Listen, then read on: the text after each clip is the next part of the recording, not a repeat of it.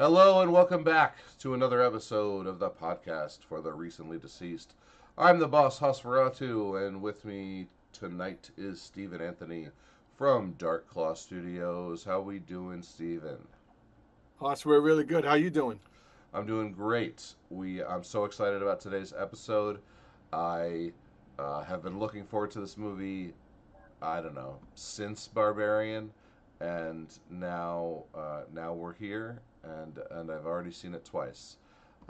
Tonight, ladies and gentlemen, we will be reviewing and discussing Zach Cregger's latest, Weapons. When You saw all it twice.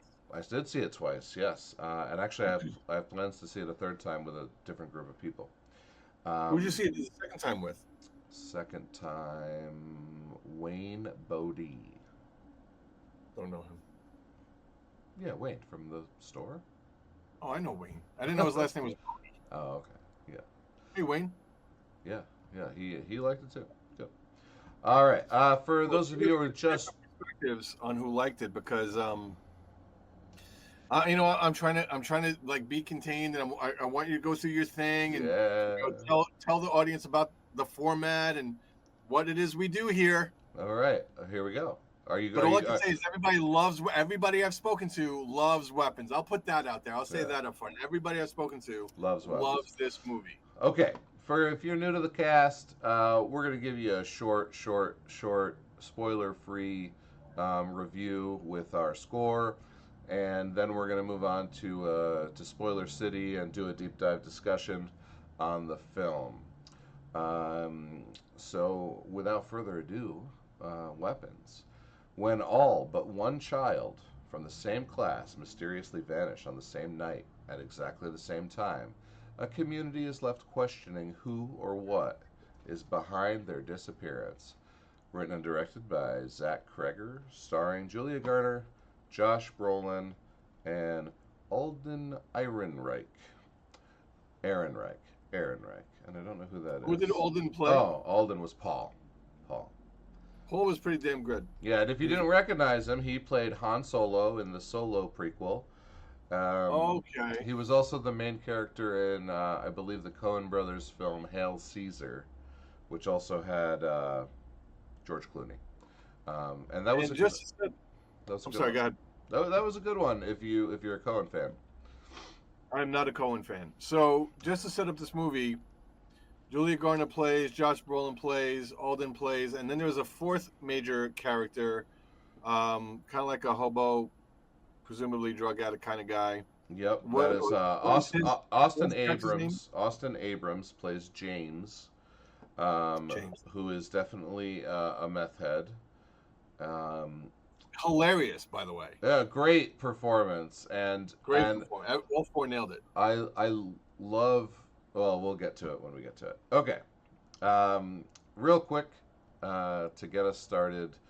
There's not much I can say about Weapons besides must see, top of the list, best horror film of 2025.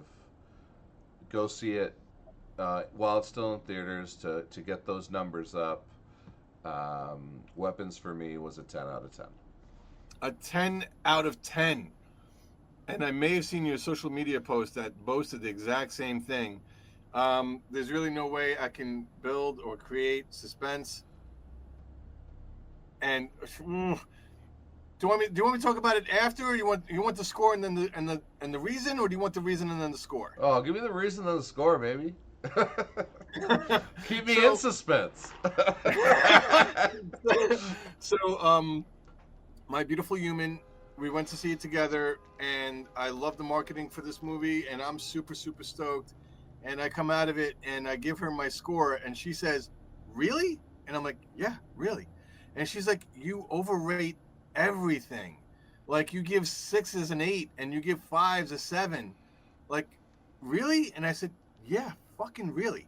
And so I'm going to go into the details of the why during this podcast. Obviously, I give Weapons a 5.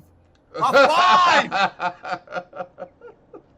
A 5. Yeah, yeah. All right. Stephen Anthony, forever the contrarian. Like, what did you love about this movie? That's exactly why I hated it. That's gonna be it, dude. That's gonna be That's it. gonna be Fucking psychic right there. All right. That's gonna be it. Like, well, let's do it then. Let's do it. It's so hard. It's so hard for me. I'm gonna breathe. Yeah. I'm gonna center my chi. All right. And I'm gonna chill the fuck out while the HOS4A2 from BasementMedia.Online sets us up and tells us why this knocks for him, bring her back right out of the number one spot, and for me should knock The Rule of Jenny Penn out of the number one spot. Hoss, set us up. How does this movie start out? Okay. Before we get into like the opening scene, I guess we should say that this movie is done in chapters, and each chapter is a different character instead of like sequential or jumping all around the place like Pulp Fiction would. And what I think the brilliance of the movie is how each person's chapter is essentially the same kind of timeline, and will start when it starts and will end right around the same time. And when one of the characters' timelines gets there, the last character, that's when we all return to the present and we move forward together to the end of the story. It was kind of genius how they did it, or how Zach. You said his name was Zach Cregger. Zach Cregger. Zach Cregger. Kind of genius how he did it. The chapters will move us forward a little bit, yet at the same time sometimes take us back and give us the same moment from a different person's perspective. Yep. The best. So that's kind of genius where they did that, and I can appreciate that in its storytelling. Now the best part about this format, and maybe it's because of how the format works, or maybe it's the way that Cregger did it. Each person's chapter is shorter than the one before it because he has to show us less. Like, right, because we don't need as much. Because we don't need as much, which I think artificially creates a pacing of acceleration. Right? You've got like 15 minutes, 12 minutes, 10 minutes, 8 minutes, 6 minutes, 4 minutes, and it ramps you up like internally, or like so the first two chapters, we have Julia and we have Julia, who's played by, or Justine, who's played by Julia Garner, and Archer, who's played by Josh Brolin, and arguably amazing performances. Oh, Julia Garner. I'm not going to say like she carries this movie, but she does. But that's not a knock against Josh Brolin. No, he was great. Julia Garner, holy shit, knocks it out of the park with her performance in this movie. So they both have the longest chapters, but they have also like the slowest chapters. You get the most exposition. You get to see the story from the two main characters' perspectives, and you get to see the most detail and information about this world in these two chapters. And then we have Paul, and it gets a little less, and we have James, and it gets a little less. And I'll save the next two for last because they're the best chapters, where we get we get most of the action and the horror during these sequences.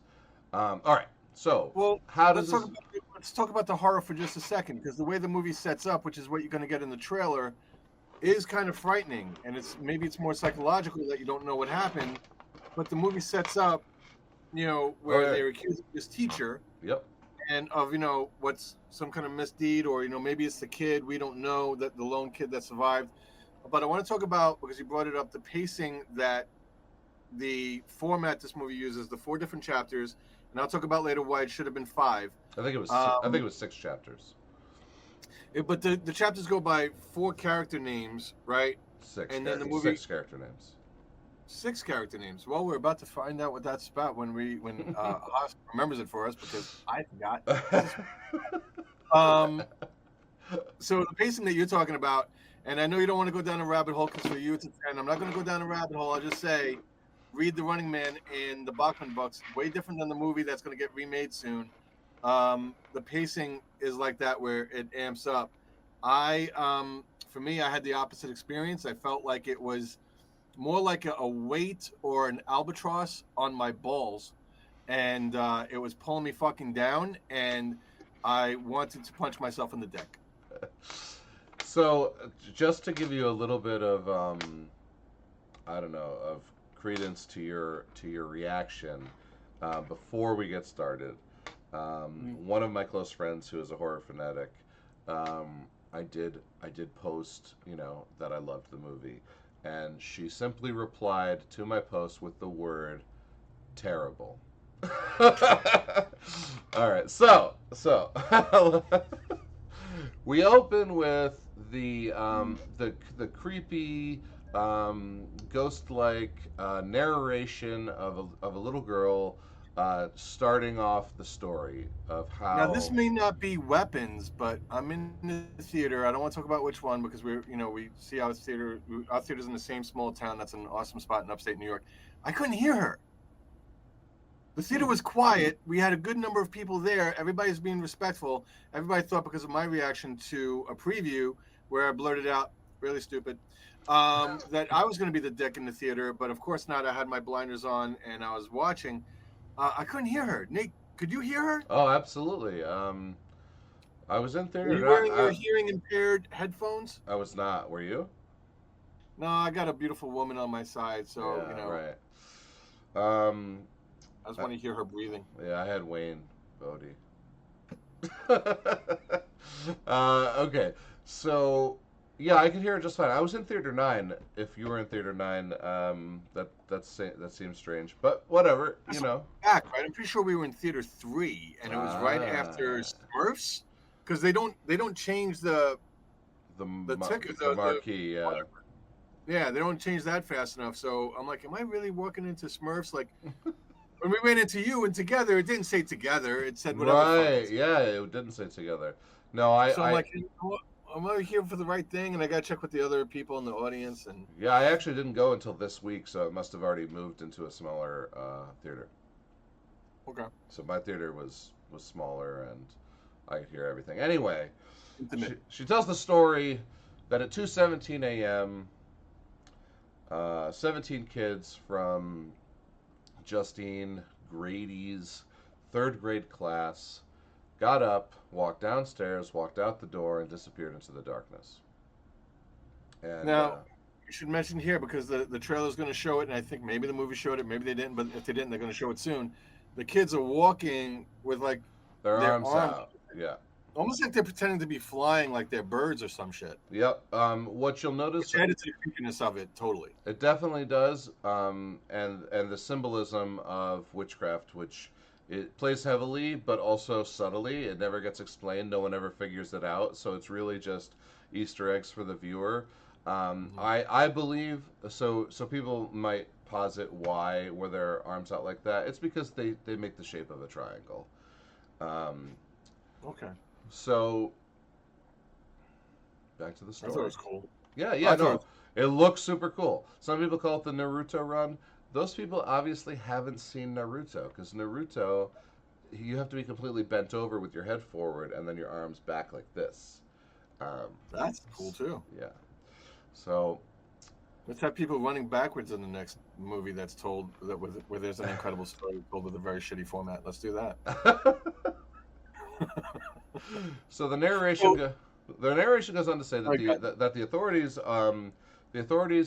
are embarrassed that they didn't solve the crimes or whatever, and that many people die in many strange ways during this story, which is true, more or less. The body count was a little low.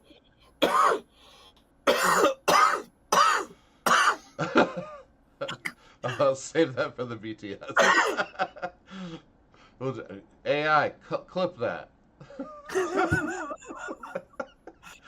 So, Haas, which one is the most popular short so far? Stephen Anthony almost chokes on nothing. Yes. It It's, has it's 2,000 it's views. simply called Stephen Coughing.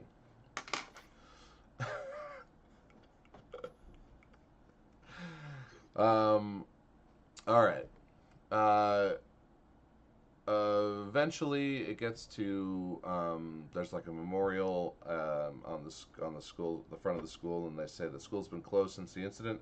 But about 30 days later, they had to bring school back because the kids that survived have to learn.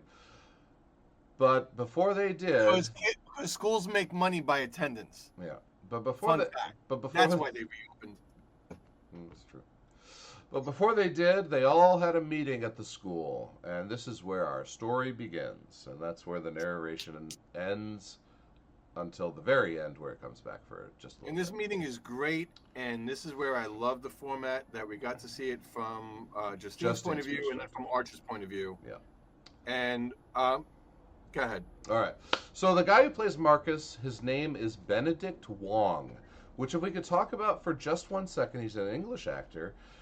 He plays a character named Wong, and his co-star Doctor Strange is Benedict Cumberbatch. What a weird coincidence in the Doctor Strange films. So, I don't know if anybody's ever talked about that or noticed that before. That's racist. So, obviously, I knew that it was. He plays a character named Wong. That's not. I didn't cast him. I'm not saying you're racist. I'm saying the fact. I'm saying Disney's racist that they didn't. You know, I mean, listen. You go in for a character named Wong, and your last name is Wong. Should they change it? You know, Ralph Macchio changed Daniel, whatever it was supposed to be, to Daniel LaRusso because I think it was supposed to be Daniel something else. Oh, okay. Yeah. So it wasn't Daniel's son. It was not Daniel LaRusso. It was supposed to be like Daniel Gonzalez or something. Oh. But you know, then this Italian kid comes in, so they changed it to Daniel LaRusso. Right. So you know, one of the great bastions of movie history and one of the best movies of all time, in my humble opinion. Very true. The character wasn't supposed to be that. So Benedict Wong, I did catch that he's working with Benedict Cumberbatch before. He is not what you remember him from the Avengers or Doctor Strange movies. No, and honestly, I loved his performance, and I loved his character. He is definitely one of the reasons to watch this movie. His performance is so fantastic. Let's keep shit real since we're live. Who was that on your phone? That was a company called Lightspeed, who's calling to set up my credit card machine for the con this weekend. I will call them back when the podcast. You're not going to be swiping on my Square reader? I'm not going to swipe with your Square this weekend. I have my own machine. I have no product besides my book. I didn't get anything done in time. Neither did I. But I will have 3 T-shirts for the Syracuse Con. Why don't you bring stuff from Good Games in Oneonta, New York? You got plenty of merch there. Do you think any of it could be like horror related that you could bring to Syracuse? You know, I have a couple dozen bottles of horror themed hot sauce. I don't know. I mean, I think it'll give. I mean, listen, we nailed it in Connecticut. Connecticut was fantastic. Yeah. And No One's Coming being set up in stacks. It was perfect. Your debut novel, and it was there. It created a presence. I don't think you need novelty, especially sharing a table with me with my 10 issues and my 1 standalone. I think we have lots of stuff for people to visually scan. But if you wanted to put a hot sauce in the middle, I think I'll just bring my book, and we'll have hopefully my graphic next time, and I'll have 3 T-shirts. I'm gonna have a T-shirt that promotes my next book, my first piece of promo merch, and then I'm gonna have 2 T-shirts from my new favorite writer-director Zach Cregger, a Barbarian T-shirt and a Weapons T-shirt. Wow! Yeah. Wow! That wasn't snarky at all. The Barbarian T-shirt that I made, I'm 11, extremely proud of. Hopefully I'll have 11, 12, and 13 of Dark Wake printed. I do not. Just 1 to 10. I got to work. You know what I got to do? I got to start adulting and managing my time better. I love my job. And so yeah, we'll work on that. So right now, is there any hot sauce in the movie Weapons right now, or does Marcus use hot sauce on his food? Which at one point, I know I'm going to skip ahead, 6 hot dogs and cheese doodles. Oh my god! And I love Dude, I that what's so funny about it is just how normal these two gay guys are, right?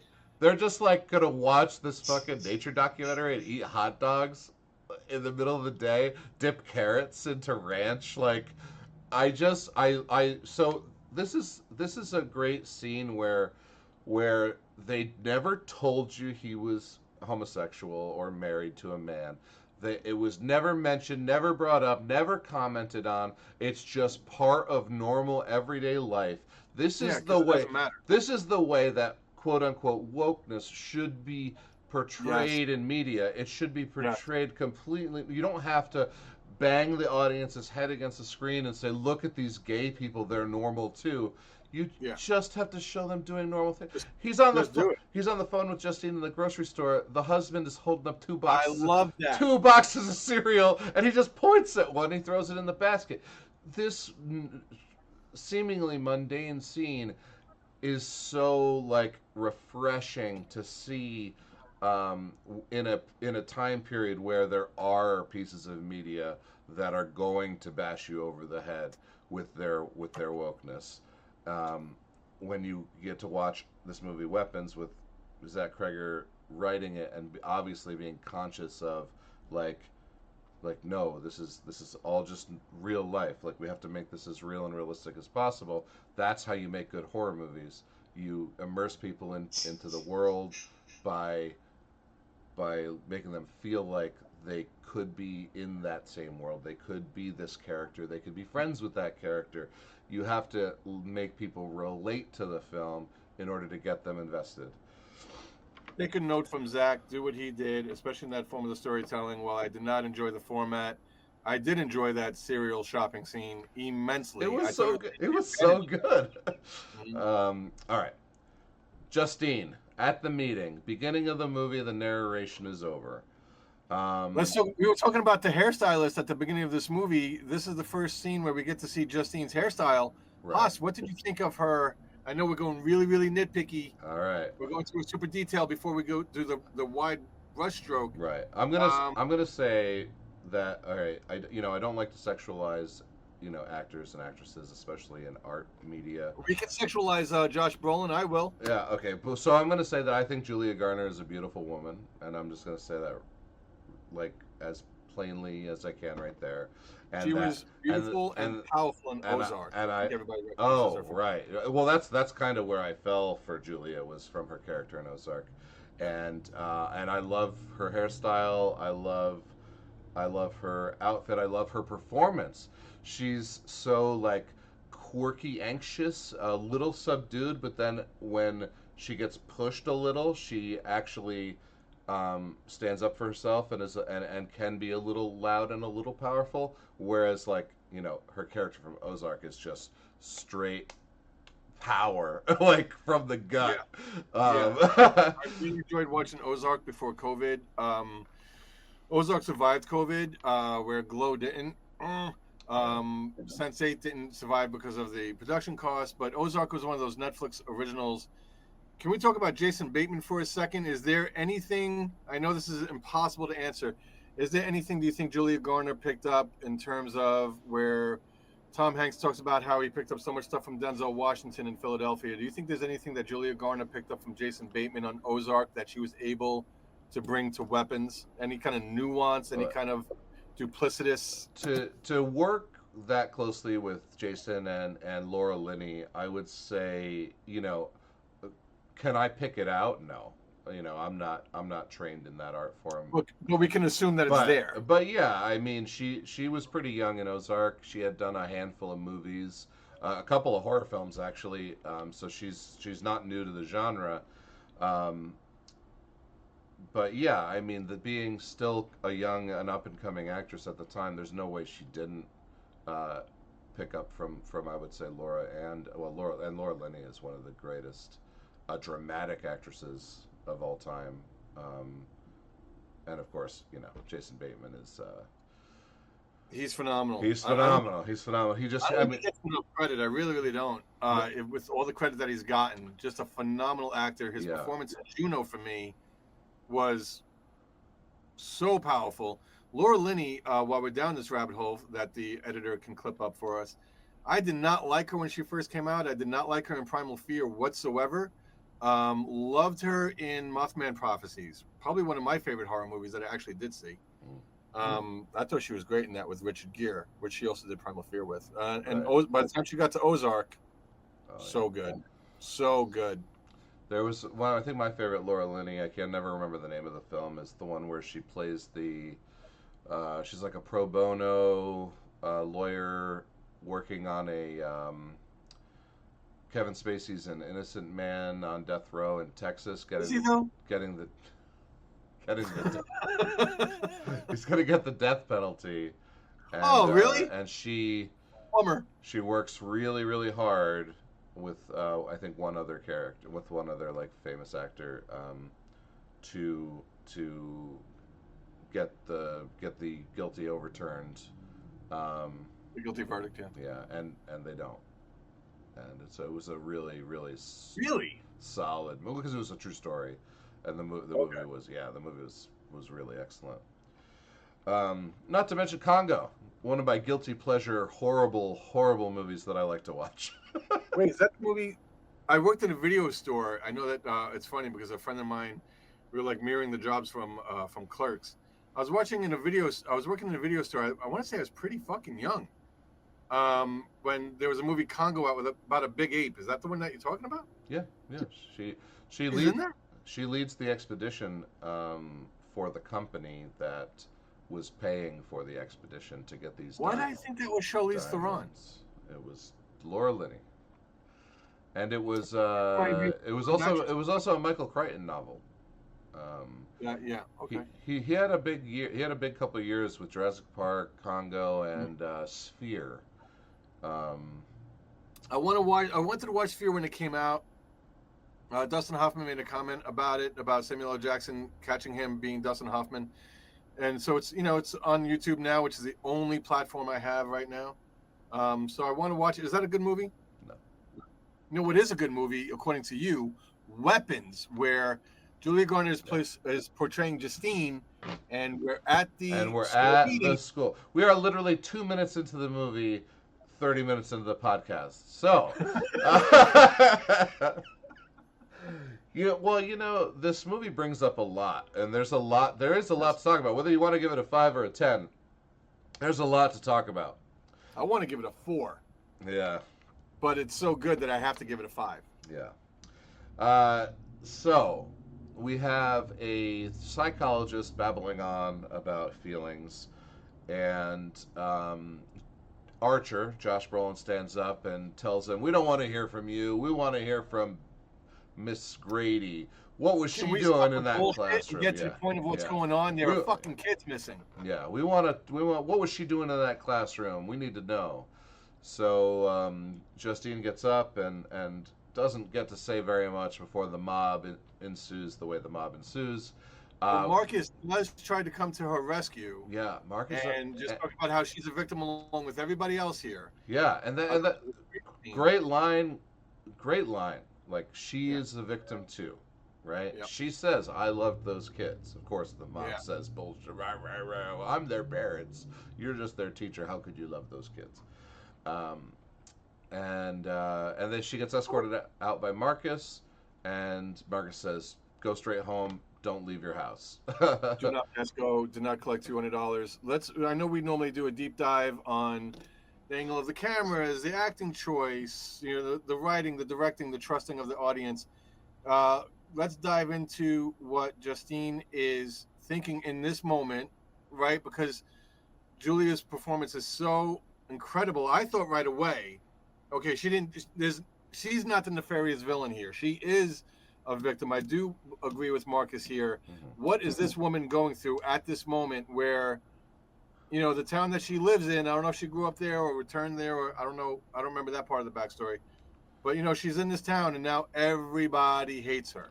Yeah, it doesn't discern whether she's new or to the town or not. It seems like she is, like she moved to the town for the job, as that's what I would say is her Right, because backstory. her last school, like she had a thing where she Yeah. cared too much and got into trouble for being a good person. Well, she got in trouble actually for fraternizing with another employee. So you could assume it. I thought she drove some kid home. She did those two things, I believe, at this school. Oh, Um, yeah. So the reason she got let go was she had an inappropriate relationship with another employee. I know it comes up in her history later when they're like accusing her. I'm not sure if it's in her chapter or another chapter, where we see her going to the liquor store after this meeting, and we meet. Is it Paul? We meet James. we meet, We meet James or Jamie real quick. And No, I it's knew James. I knew we were Yeah. going to see him later in the movie, and he's awesome. We'll talk about him in a second. Yeah. Um, I'm but trying to then it get a comes bus back later, ticket. it's like, oh, do you know she has a DUI? Right. So she definitely has passed. Yeah. Yeah. So she has a drinking issue. Yeah. James, yeah, she meets. So she goes straight from the meeting instead of straight home. She goes straight to the liquor store, grabs 2 giant bottles of vodka, or gin. I think it actually might have been gin, because later she brings out like seltzer and limes, or maybe it was quinine and limes. I think she's making gin and tonics for herself.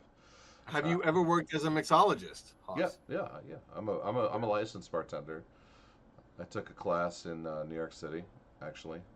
Did you use your mixology skills at the Pale Horse in Oneonta, New York? Oh yes, I did. Did you really? Yeah. Oh yeah. Anyway, so James meets her at the door and holds the door for her as junkies do, and says, Saving for a bus ticket. I'm trying to get money together for a bus ticket to see my brother. Do you have any spare change?" And he says it really, really fast, and she just doesn't look at him, keeps her eyes forward. Doesn't even see him. Yeah, no thank you. Yeah. He hits her with the exact same thing on the way out. And that was kind of funny, especially if you live in a town like Oneonta where there are a lot of junkies. What's so funny about James's character for me is all of his behavior I've seen on the street in real life. Come visit Oneonta, New York. It's awesome. It is not plagued by Oh drugs. no! They exist, and I'm really I like to be aware of my surroundings, and I like to pick them out, and I'll watch them if I'm walking and I see them and stuff like that. So yes, they're few and far between. It's not like they're everywhere.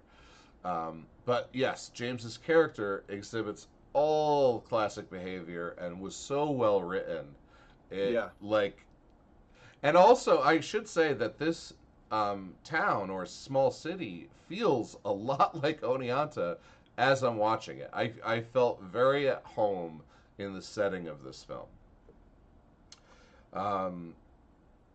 Okay, she gets home, she's drinking, and I believe she has a knock at the door. And then things get a little creepy, and then there's loud knocks at the door. Yeah. She goes outside with her pepper spray, and someone has painted the word witch in red on her car. So there's something awesome here, right? That we almost feel like there has to be some kind of supernatural thing going on. She's obviously going to be the prime target. She gets this scarlet letter graffiti on her car of, the word that is presumably what is going on here. So I really, really like that storytelling, but I'm not going to wait because I don't want to miss it. 5 minutes from now, 10 minutes from now in the movie, I'm going to get pissed off. Do you not go to a hardware store and buy great spray paint and fucking fix your shit? After you try to wash it and wash it and wash it and it doesn't come off, do you just drive around town where people hate you with the word witch on your fucking car? Sorry, this movie's not a 10. Maybe a 9 if you really loved it. That alone. 1 point down. All right. So it cuts right to the morning, and she's washing the paint, and it's obviously not coming off. And that didn't bother you. I'm sorry. I know you're trying to get Steven past this shit. Okay. Did that piss you off? All right. I mean, well, think about it. This woman's in her mid to late 20s. We don't know her level of handiness. We also know that she's a borderline alcoholic. She's suffered a trauma. Like, are you even in your right mind? Like, do you care that much? She cares so much about. She immediately goes into investigative mode after her encounter I with. really like that. Like I really, and she did it low key too. She was Yeah, really smart about inviting Paul, looking after what's the little kid's name? Alex. Looking after Alex. I really like that. And when I'm talking to you, I almost feel like my brain wants to be pulled into your interpretation of this movie rather than my own. But I'm gonna stand firm in Yeah, my principles and my integrity. do it. Nevertheless, maybe she is so traumatized, and this is some fucked up shit going on where, and people do this. Like, listen, Right. you know, your car gets hit by a deer. You know you're supposed to fix it, and you fucking don't. So maybe Zach, I was being a little too hard 60 seconds ago. so, so, um, yeah. So, The witch. that's what I wanted to say. Before we continue, we did miss two details. One important was that one boy named Alex did not disappear. That next morning in her class, she walked in, and it was just her and Alex. And he's a creepy little fuck. Yes. He's just sitting there. We're gonna figure out why at the end of the movie, and it's gonna be awesome. But damn, like like it was perfect Yeah. for the story. It was perfect how that kid Yeah. showed up. I love Alex. He did an amazing job He as did. well. So the other detail, which actually this one is the only thing that irked me a little bit, is she does get a phone call, and it's heavy breathing, and it sounds like a man, and then a woman's voice comes on and kind of yells a line at her, and now this could have been anyone in town, especially coming off of that meeting at the school, but Mm-hmm. as movies unravel and they move forward, they usually answer all of your questions.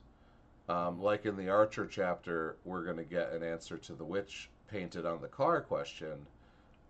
We never get the who called her question answered. I guess it doesn't really matter. You are deep diving here. See that I'm happy to just write off as Yeah, just peppering the story into the story. Into it. She's being harassed. She's being targeted. right. I just assumed it was just a person being an asshole.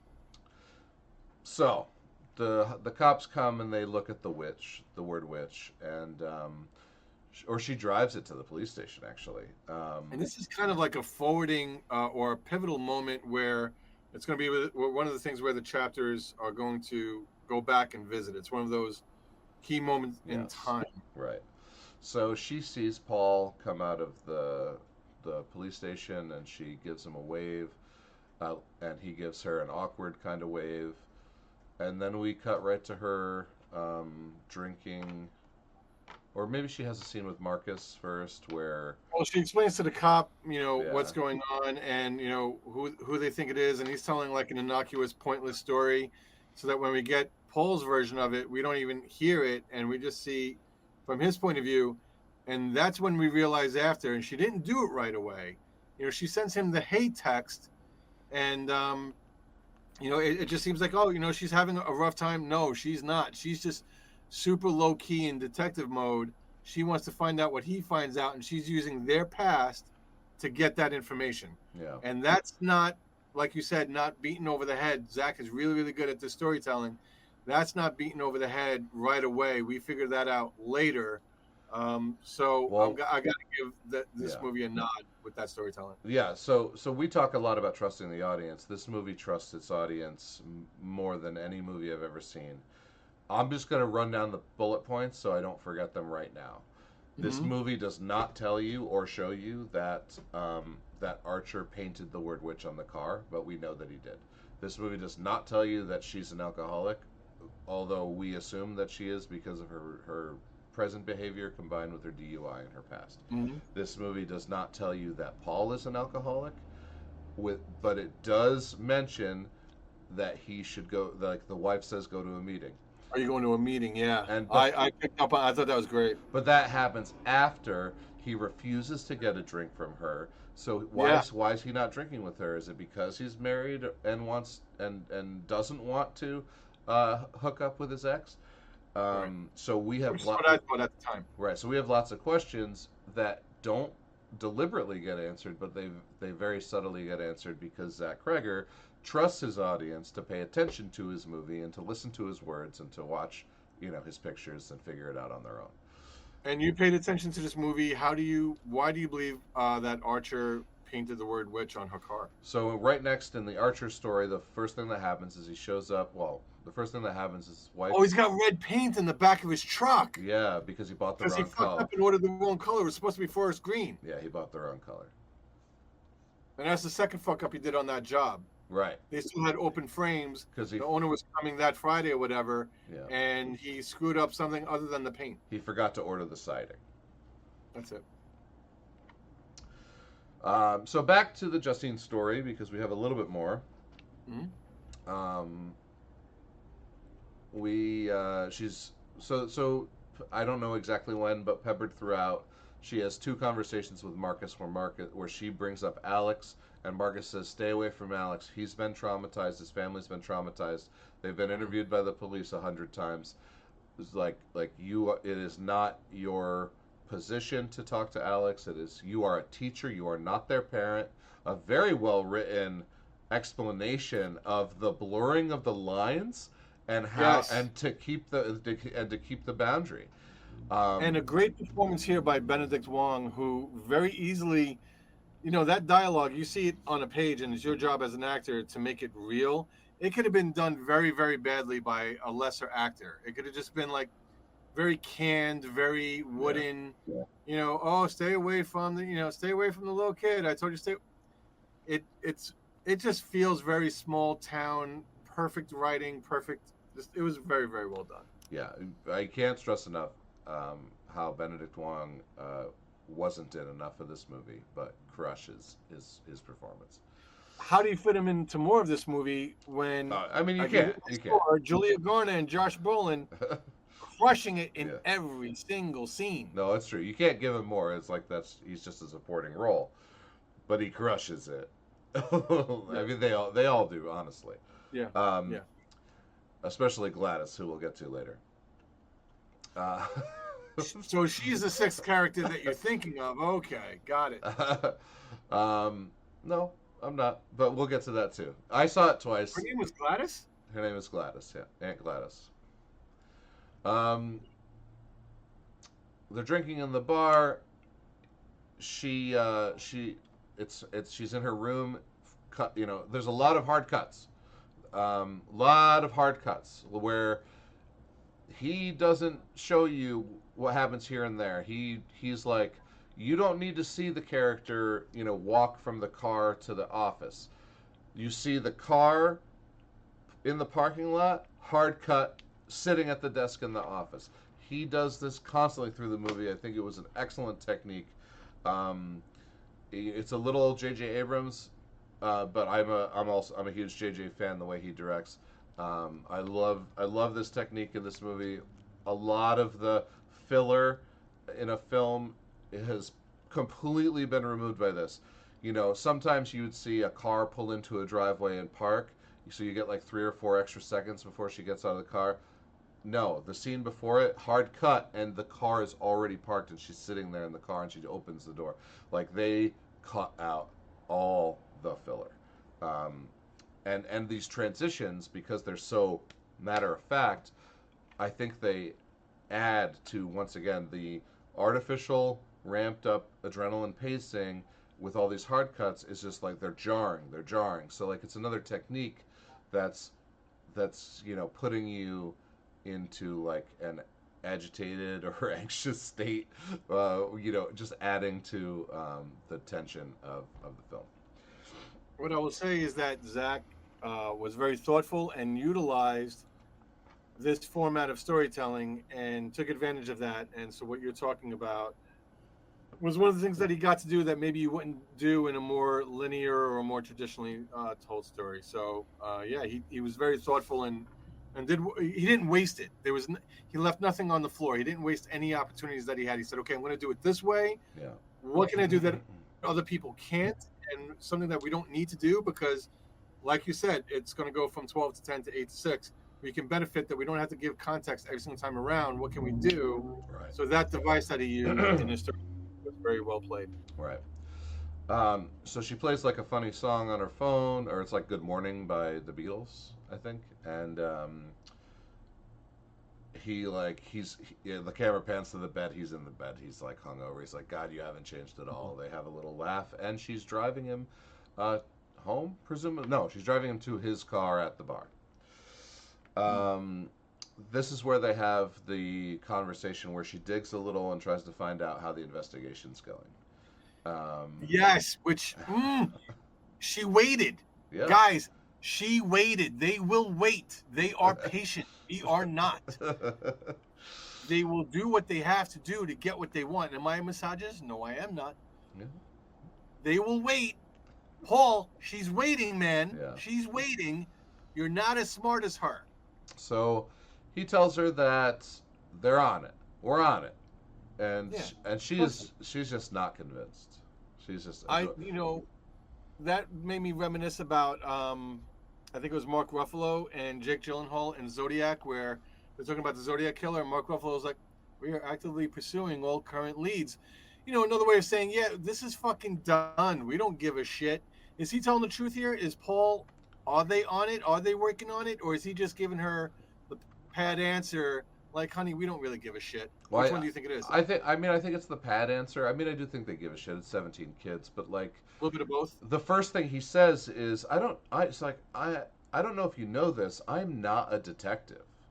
Right? Like he's trying to explain the hierarchy of like police work. Like, he's a beat cop.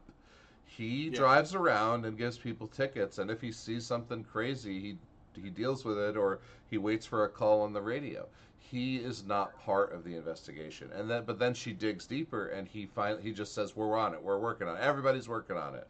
Like, it's so that's kind of just to shut her up, really, because he probably wants to be a detective, but he's not. He's like stuck. He's stuck in this job where his boss is his wife's dad, and we don't know that yet. Yes. Right. Yes. Like, I love all that. I love that nuance, and I love that there. And as a guy, to admit that, you're not the alpha. You're not the alpha dog in the room. You're not the guy in charge, and it's your wife's dad that you have a tense relationship with. Right. Which I recognize that actor. I don't know if you want to go very quickly to IMDb to find out his name, give him a shout out. But I recognized him from Glow, and he was kind of like the angel investor in season 3 of Glow. He's a good actor that gave a very, very solid performance. He is unfortunately not on the first page. Son of a bitch. Yeah, he's a great actor. He's like a character actor. You see him in a bunch of stuff. He's always like a cop or a deputy or like the town drunk. I think I've seen him as the town drunk in a half a dozen movies. But he's great. There's one scene where I think Paul's wife is busting his balls about how they're going to meet him in the weekend, and Paul just has this great awkward conversation where he tries to be friendly and tries to follow up.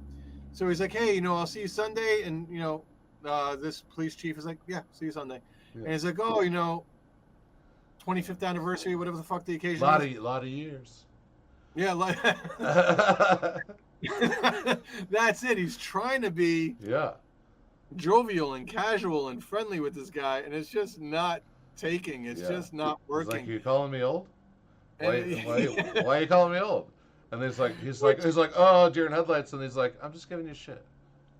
That's what I thought. It's like, okay, he's actually just. They were trying, but it was so beautifully awkward. So, really great writing, directing. In that scene, but yeah, it's difficult for a guy to admit, hey, ex-smoking hot girlfriend, I'm not the person with the answers. That's not easy to do. Yeah. So his name is Toby Huss, and he has 170 acting credits going back to 1984. The guy's a legend. Damn, Toby. And what's that on your shoulder, Haas? This is Rose. This is her Rose Flower is her full name. Rose Flower. Yeah, and this one, It's a little bit. the other one Are is you Haas human? Like the other what is one. that? The other one is Red Lotus, Rose Flower and Red Lotus. I didn't know Lotus. Wait. Now I'm confused. I knew it was Lotus and I knew it was Rose. Now you tell me Rose's last name is Flower and Lotus's first name is Red? Yeah. So there's a Korean horror film called A Tale of Two Sisters, and their names in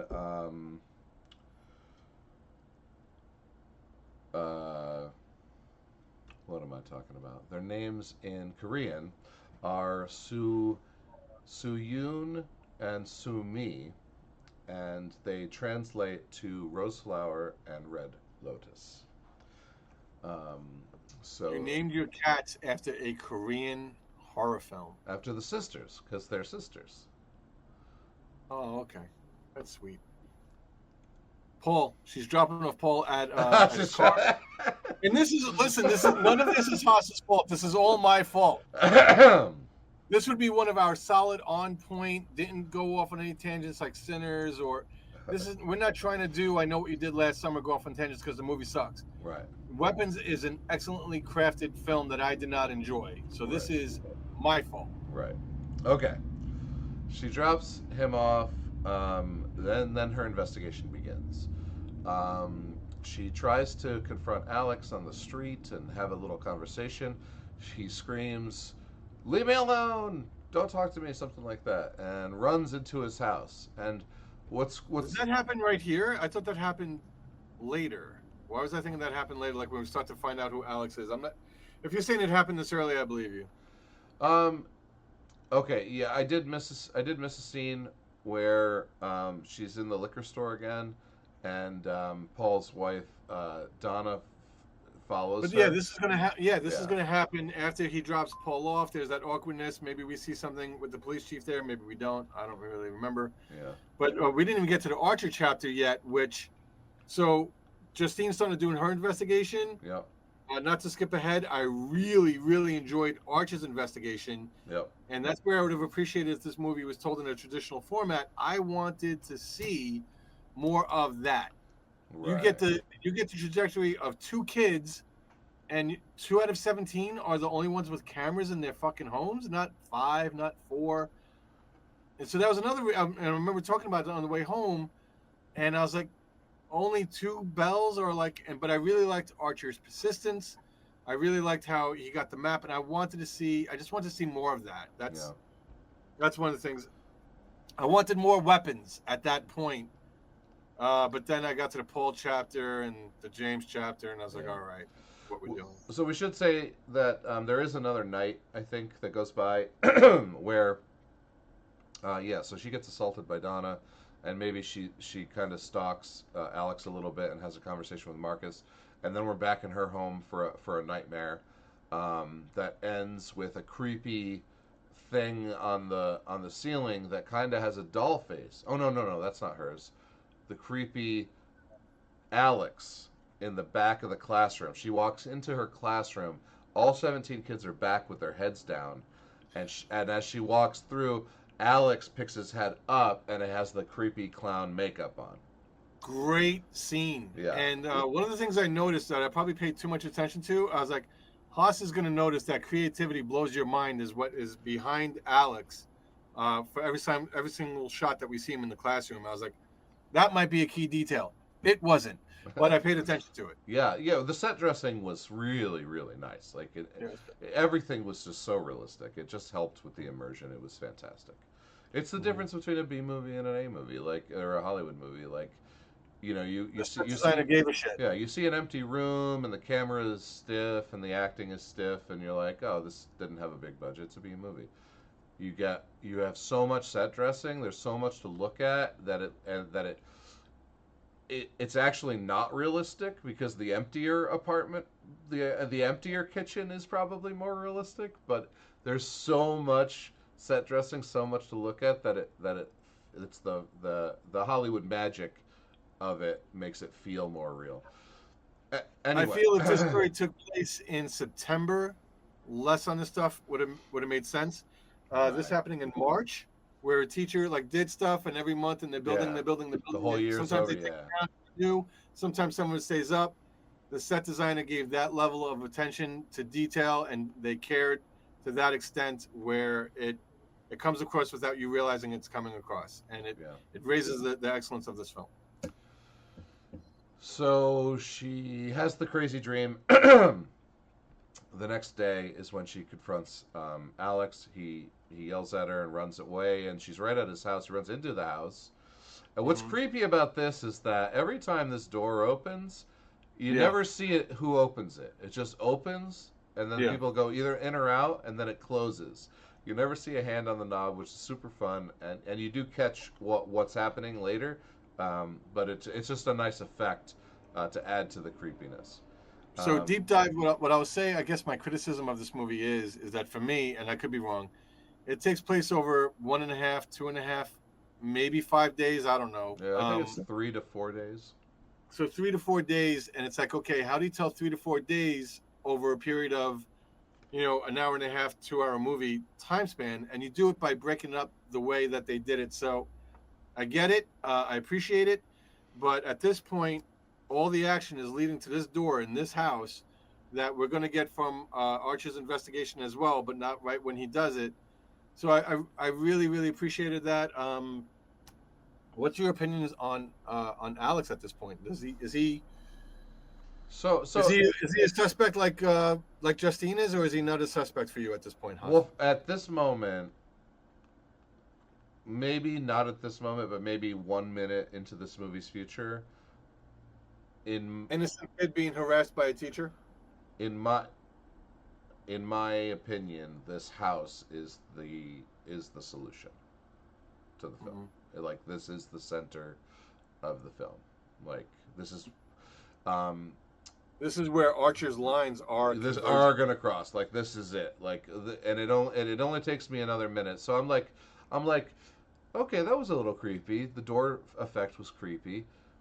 So she goes around to the back, and it's all the windows are newspapered up. I'm like, I love this scene. okay, oh, okay, all the newspapers. Okay, so this is definitely the house. Like this is the house where the kids are. Whatever's going on is going on inside this house. I cannot wait to get it revealed to me. She goes around to the back, and there's a gap in the newspaper. She looks in, and there's two what you might think are corpses. Yeah, that's what I thought. In full rigor mortis on the couch, facing the window. Yep, just And like that. she freaks out and runs off.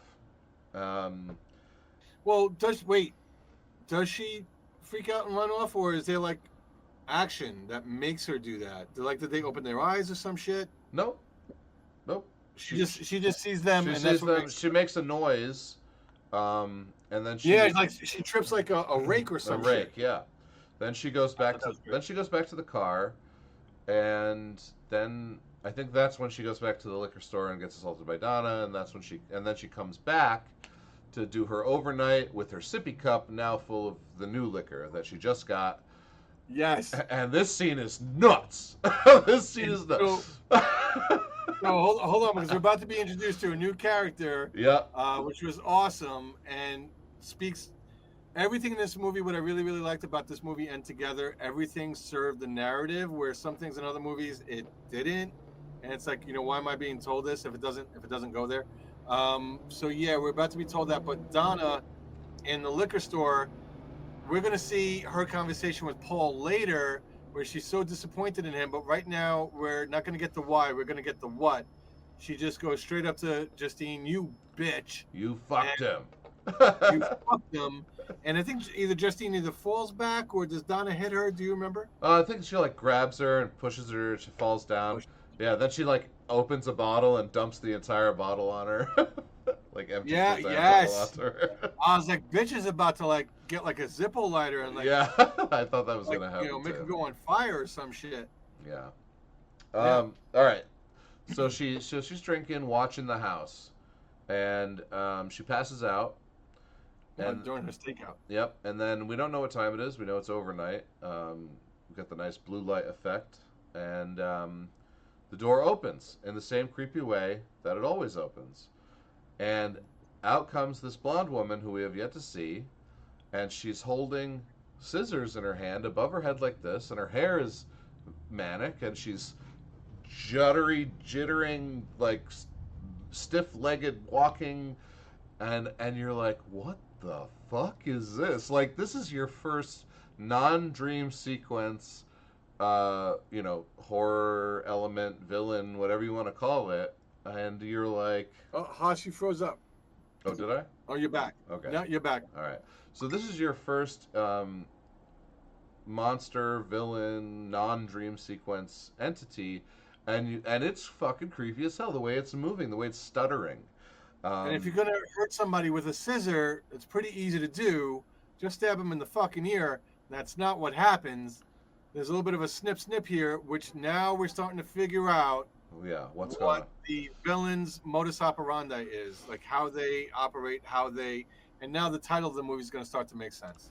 So she walks past the car, and you're like, what the hell? And then you hear the door open, and you're like, oh, fuck. The way he shot this, like, with you not being able to see what she was up to, and it's the camera's, like, tight on Justine, and then you see the scissors come in, and the scissors go to the hair instead of the neck, and then it clips, and then the hand grabs the hair, and then,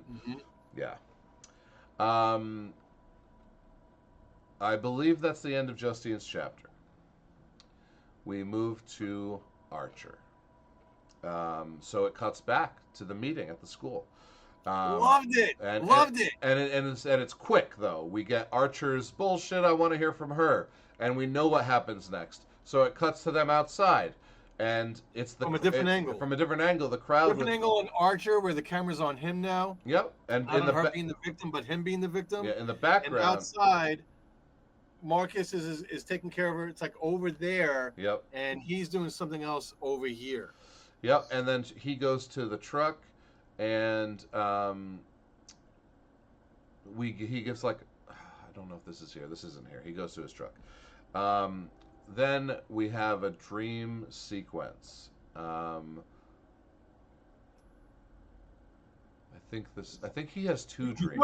Okay, so the beautiful human, she had one critique of this movie. She loved this movie. She had one critique during this dream sequence where Archer is asleep on Batman bed sheets. Yep. So we know it's not his bed. It's presumably his missing son's bed sheets. He has a dream. So, she's going to crucify me if I don't ask you. There is a gun, and I'm not a gun guy. Don't know what kind. AK-47, I don't fucking know. Yeah. With 217 on it, and she did send me a text of the relevance of 217. There's a biblical reference. There's a Stephen King reference. There's a bunch of stuff with 217. But 217 is on like that, alarm clock font on the gun that's floating over the house that he's going toward, that presumably his son, and I forget the son's name, but he was the dick bully in the movie that there's Alex in the beginning. Yep. Did you like the gun floating over the house during Archer's dream? Yeah. So there's a couple reasons for this. I didn't Google it. I didn't want to get fan theories or whatever. The movie's called Weapons, and we don't know Archer's backstory. Once again, this is the nod to Zach Cregger. He does have a anchor tattoo on the inside of his arm, so we're like Navy maybe, and the gun, and he's obviously built like this guy looks paramilitary, right? I'm assuming he used a firearm in his time, and for me, absolutely. he mapped it on psychically. He mapped on, and that's why the gun was there. So I didn't mind it. So then we have his son being the bully. Okay, so that's a very easy line to draw from a militant father type, and then the child being a bully. And then we have his language when he starts talking about the way these kids disappeared and the way Marcus moved, which we'll talk about later. He says so good. He says he was weaponized. He was locked on like a heat-seeking missile. This isn't like language your average everyday person would speak. So I feel like there's a very, not obvious, but a very subtle this guy's ex-military, and well, sure, we can assume that, and it's done with context clues, and it's not just told to us. Which, once again, thank you, Zach, for like. I loved heat-seeking missile, like those exact words, because it lets us know, okay, straight line here, straight line there. No, it gives you flexibility where that heat-seeking missile, where now kids are heat-seeking missiles, can, there's some flexibility, and they have a Right. target. They have a target. And which we'll talk about the end at the end, which I fucking loved. Yeah. Fantastic. It's pretty much a straight line. There is flexibility, but also the mysticism to it. It's going to be a straight line at first. Right. They're going to make a beeline. But then as the heat signature changes, yeah, if they move or if the road moves. Also, like, oh man, what was I going to say? It was about heat-seeking missile. Heat signature. Oh, right. There's no way the entity itself, the person under control, could know where his target was. So the mysticism, the magic of the whatever process, sends them to where they need to go. Yeah. The process knows where they're going. Yeah. Yes, it does. All right. So Archer wakes up. Oh, so Archer sees the clown lady on the ceiling in his dream and wakes up in his son's bed. And the mom comes in, or his wife comes in and says, "I'm going to work." And he goes to work. And he doesn't answer. So you can assume that they're, it's a tense household. They lost their son. Like, it's not gonna be easy for anybody. He gets to work, and the foreman is like, "Hey, boss, you got the wrong color. You painted the door red. Oh, you got the wrong siding or whatever you pointed out earlier. You didn't order the siding. The door's painted red. It's supposed to be green." He grabs the 2 red paint cans and he puts them in the back of his truck. And the camera lingers for a second, and that's all. The camera does linger on the red paint, and I didn't even catch it. Yeah. And that's all you need to know. That's all you needed to know. That's all he gave you to show you that he painted the word witch. And what's funny about the word witch is that, like, wouldn't you want to write the word bitch? But he's still a family man. He doesn't want a curse word being driven around his town to other kids can see it. Like, the word witch is like, and that's good. It's like so innocuous to, like, for him to have written this word, but no, it really means, like, it's obvious foreshadowing that the villain actually is a witch, and it's witchcraft or voodoo or hoodoo or whatever you want to call it. Right, but that's like the first layer. What you're talking about with his use of language and family man and not putting out profanity. Yeah, that is a great insight. Yeah, and this is Archer's character. He has so much anger for Justine. Well, outward, it seems like it's for her, but obviously he's just mad and sad that he's missing his son. But which makes it possible for them to join forces, which they're going to do momentarily. Well, yeah, he's got so much outward anger and aggression towards her, but later he'll be encountered with her, and he'll start to talk, and she'll immediately get on the defensive and, like, start yelling, and he's like, whoa, whoa, whoa, whoa, whoa. Like, he's actually coming from a place of care and good nature, even though he had so much anger at the meeting, and it justifiably so. His son, hostilities flared at the meeting, but his I don't want to say cooler heads prevailed, but his intentions, tactical strategy going through life, being a boss, being an entrepreneur, being somebody with some kind of experience, a family man. Okay, now let's get rid of all the chaff and the chatter that don't matter. Let's get to the solution of this. Right. Where do our investigations line up? And let's succinctly bring us to that point. That's right. I really like that. He wants her information to help him find his son. He doesn't want her drilled because he necessarily thinks she did something. He thinks she knows something. And the piece of information he's looking for is, like, he's watching, I think it's Bailey's parents' footage, Yeah. and it's it's the triangle run. Yeah.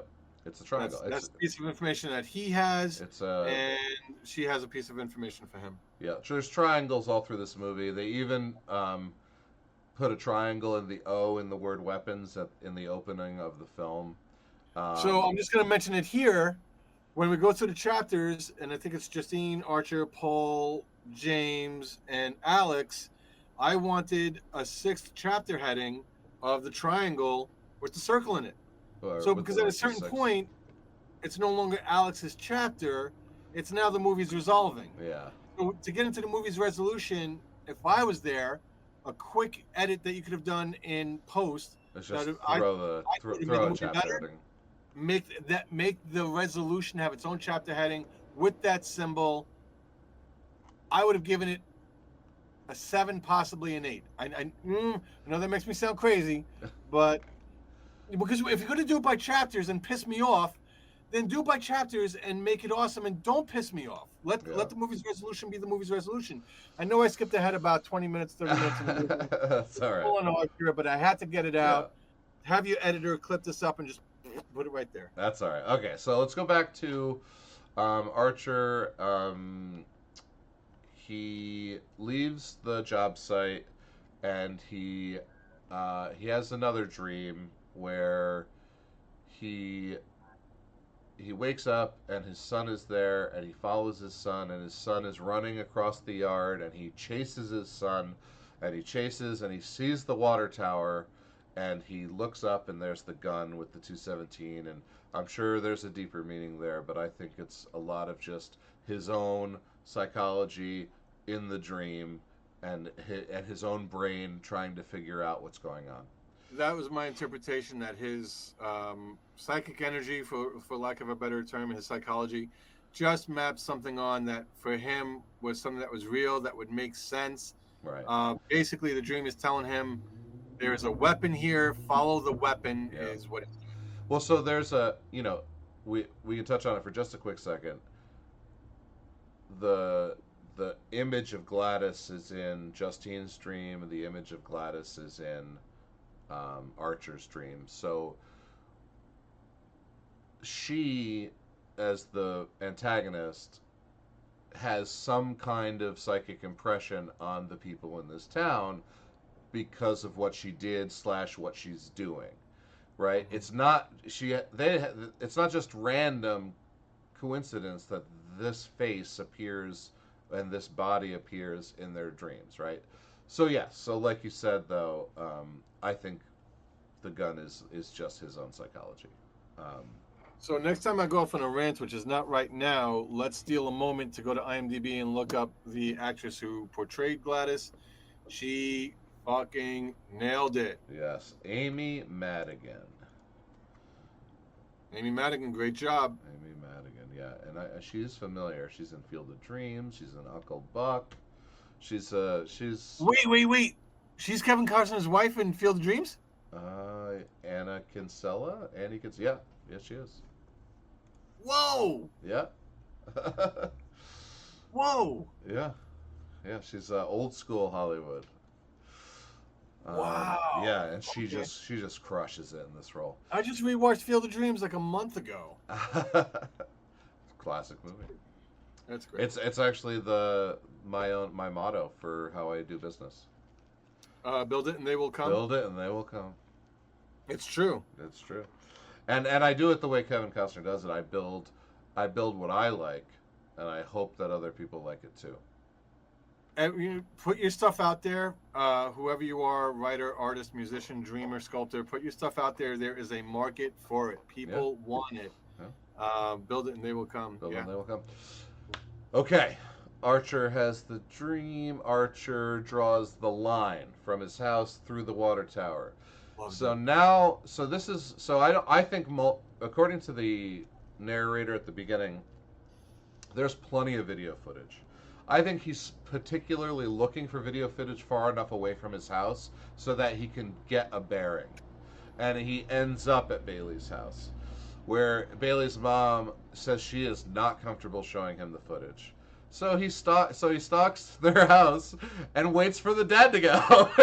And the next scene, like you see the dad get out of the car, he approaches him, and it's played by Justin Long, which is a great cameo because Justin Long is one of the protagonists of Barbarian, his other Zach Cregger's other movie. So this was a nice cameo. So you just answered the Beautiful Human's question. She was like, I thought that was just long, and then it was, and it's like, why did he get such a short, small role? Short clip? Just doing a friend a favor. Yeah, it was a cameo, and I didn't know he was in Barbarians, which was done by Zach. So that explains that. Just doing a friend a favor. You'll see Justin Long. It has to be like a superhero in Hollywood because I think he becomes friends with everyone he works with.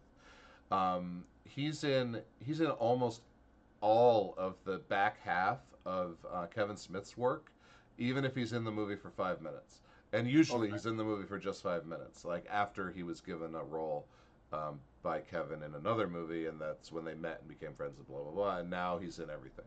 It's what really prevents great. other actors from just being cool and like, hey, not to steal, something from an up-and-coming actor, not to, get an extra speaking part, but, when you're making a movie, there's a lot of pressure, and you got to get shit done yesterday. You need solutions now. Why didn't they plan this out 1 month ahead? Because sometimes you can't. And so if you have a friend that could show up and do you a favor, why don't we see more of that? Just because Justin Long is awesome, or other actors are dicks? Yeah, I think that's it. It's just like to each, each person is different, and you've got cool actors, and you've got, pretentious, like I'm better than everybody actors, and Justin Long is just, cool and down to earth. That's my guess. I hope he is. It looks like a generally good guy. Yeah, absolutely. Justin, come on the podcast for the recently deceased and tell us your thoughts about this. Yeah, let us know. Like, comment, subscribe. He has a historic horror career, by the way. Like off the top of my head, without going to his IMDb, Jeepers Creepers, Weapons, Barbarian. It's a Wonderful Knife. He produced and or wrote Spin the Bottle with Ali Larter, and they both cameoed in the film. He's just all over the place. I know there's more. Mental power of the HOS4A2, Nathaniel Roberts himself. Thank you. All right. So Justin Long, of course, invites Archer right into the house and shows him the footage. What's really funny is the way Archer. I love the wife in the background. Like she's pissed. She's mad. She's not pissed. Yeah, but also I told him he couldn't have it. Now you let him in here. What I do like about this scene too is how physically intimidating Josh Brolin can be as a man, and how timid Justin Long is playing this character. Even though Archer just stated his case and asked permission, you kind of feel like Justin Long said yes because Archer made him do it, even though he didn't. Yes. Like you get that feeling just from like the energy that both of these characters are giving up. So much. Bailey's dad is horizontal with like the computer that they're looking at or whatever they're using to look up this footage, and Archer is very imposingly like over him, almost blocking out the wife in the background. Yeah, that was a great shot. That shot said a lot, which you picked up on all the nuances here. Oh yeah. So we see the line. She's running just like him with her arms out. He counts the spaces. He puts a flag in. He makes a laser pointer. And that's how he makes the line. And then he makes a line, and there's a cross. And then he's about to go driving around town to figure out where they meet, but he sees Justine pull into a gas station. So he pulls. And is that because she has a giant red word on the side of her car? Yes, he does. Yes, it does. And he follows her right in. And she starts pumping gas, and he approaches her, and they start to talk, and she immediately gets angry and defensive. And I love Archer's reaction, where he's just trying to be a good guy and figure this thing out.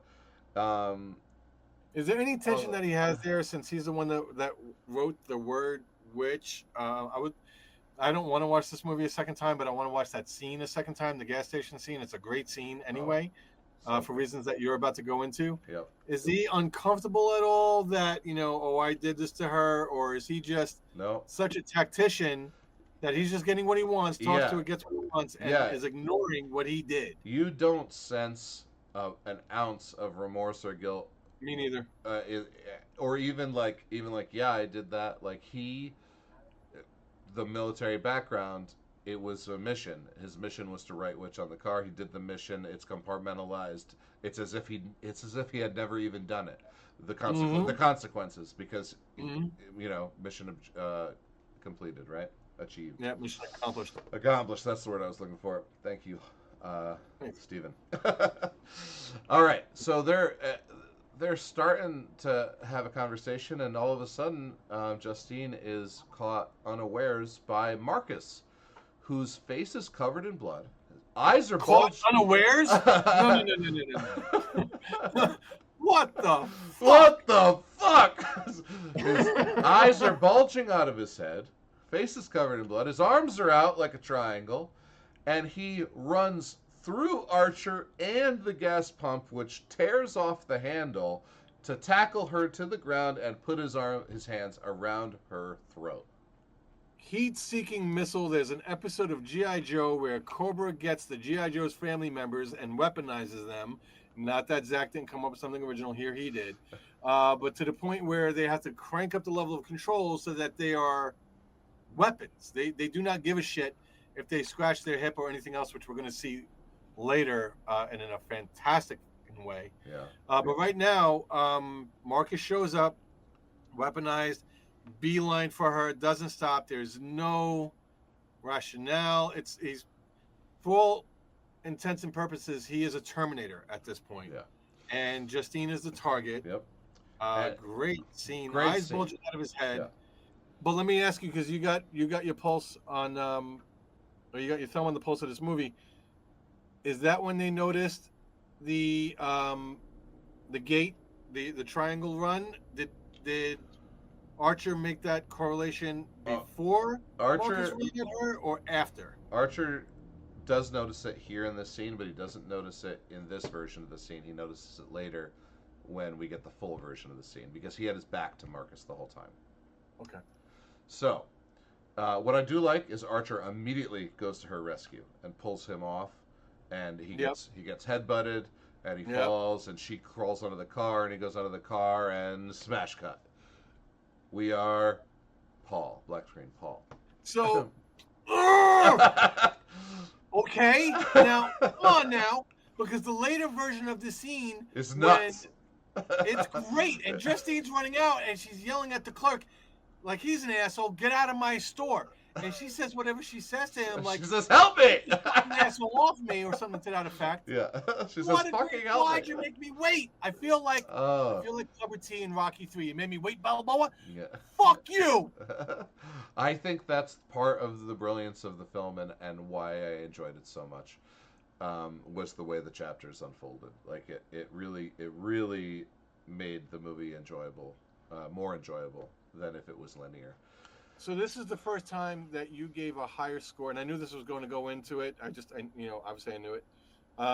This is the first time that you gave a higher score than I did, and we've disagreed before. Mm-hmm. We usually line up, but this is one of those great podcasts for the recently deceased, authentic moments where HOS and I are not giving canned bullshit, to serve whatever the internet or anything. We have no ulterior motives. No one This is honestly how we feel about these films, and please leave your comments. Which one is right? Which one is wrong?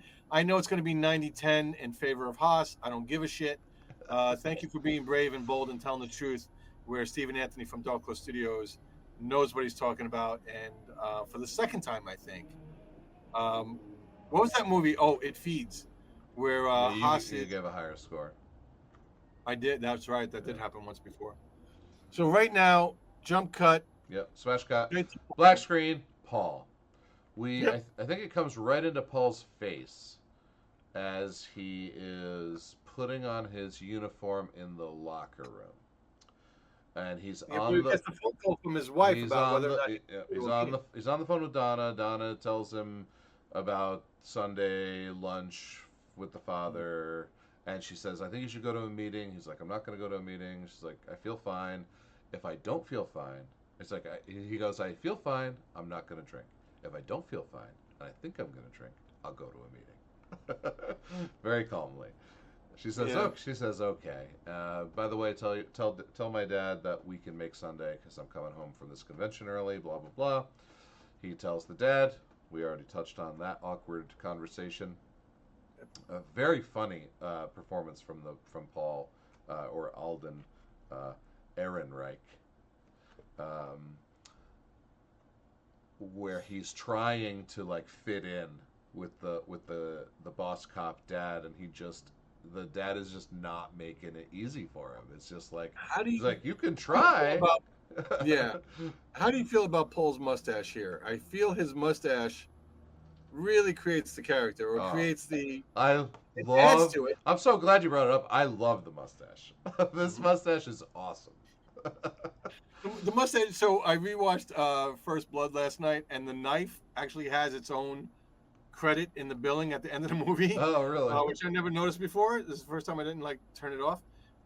The mustache, Paul's mustache, should have its own billing in Oh, the yeah. credits of this movie. Absolutely. Mhm. Absolutely. It's a great mustache. Tom Selleck ain't got shit Shit. on Olden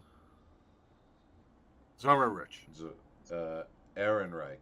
Ehrenreich. Eh, eh, Ehrenreich. Ehrenreich. Ehrenreich. Yes. Yes, Um, with the mustache. yes. So he is leaving the police station and he sees. No, he doesn't see her yet. He's in the squad car and he's bored to tears, and he sees a junkie go down an alley. So he pulls up.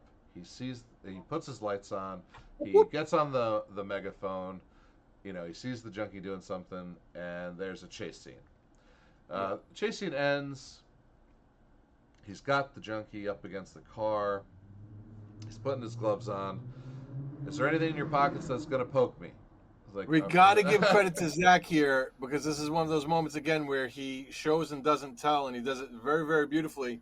He doesn't beat you over the head with, cops are these days facing an even more dangerous job, because they go about their business and they're doing their things and they're putting on gloves and they're following protocol and they're asking questions, and still shit happens, and they have to have Narcan in their vehicles, yes, to save other people's lives, but more often than not to save their own lives, because they're going to get poked with shit. So I've never seen a movie that beautifully, subtly just laid into the DNA of the film.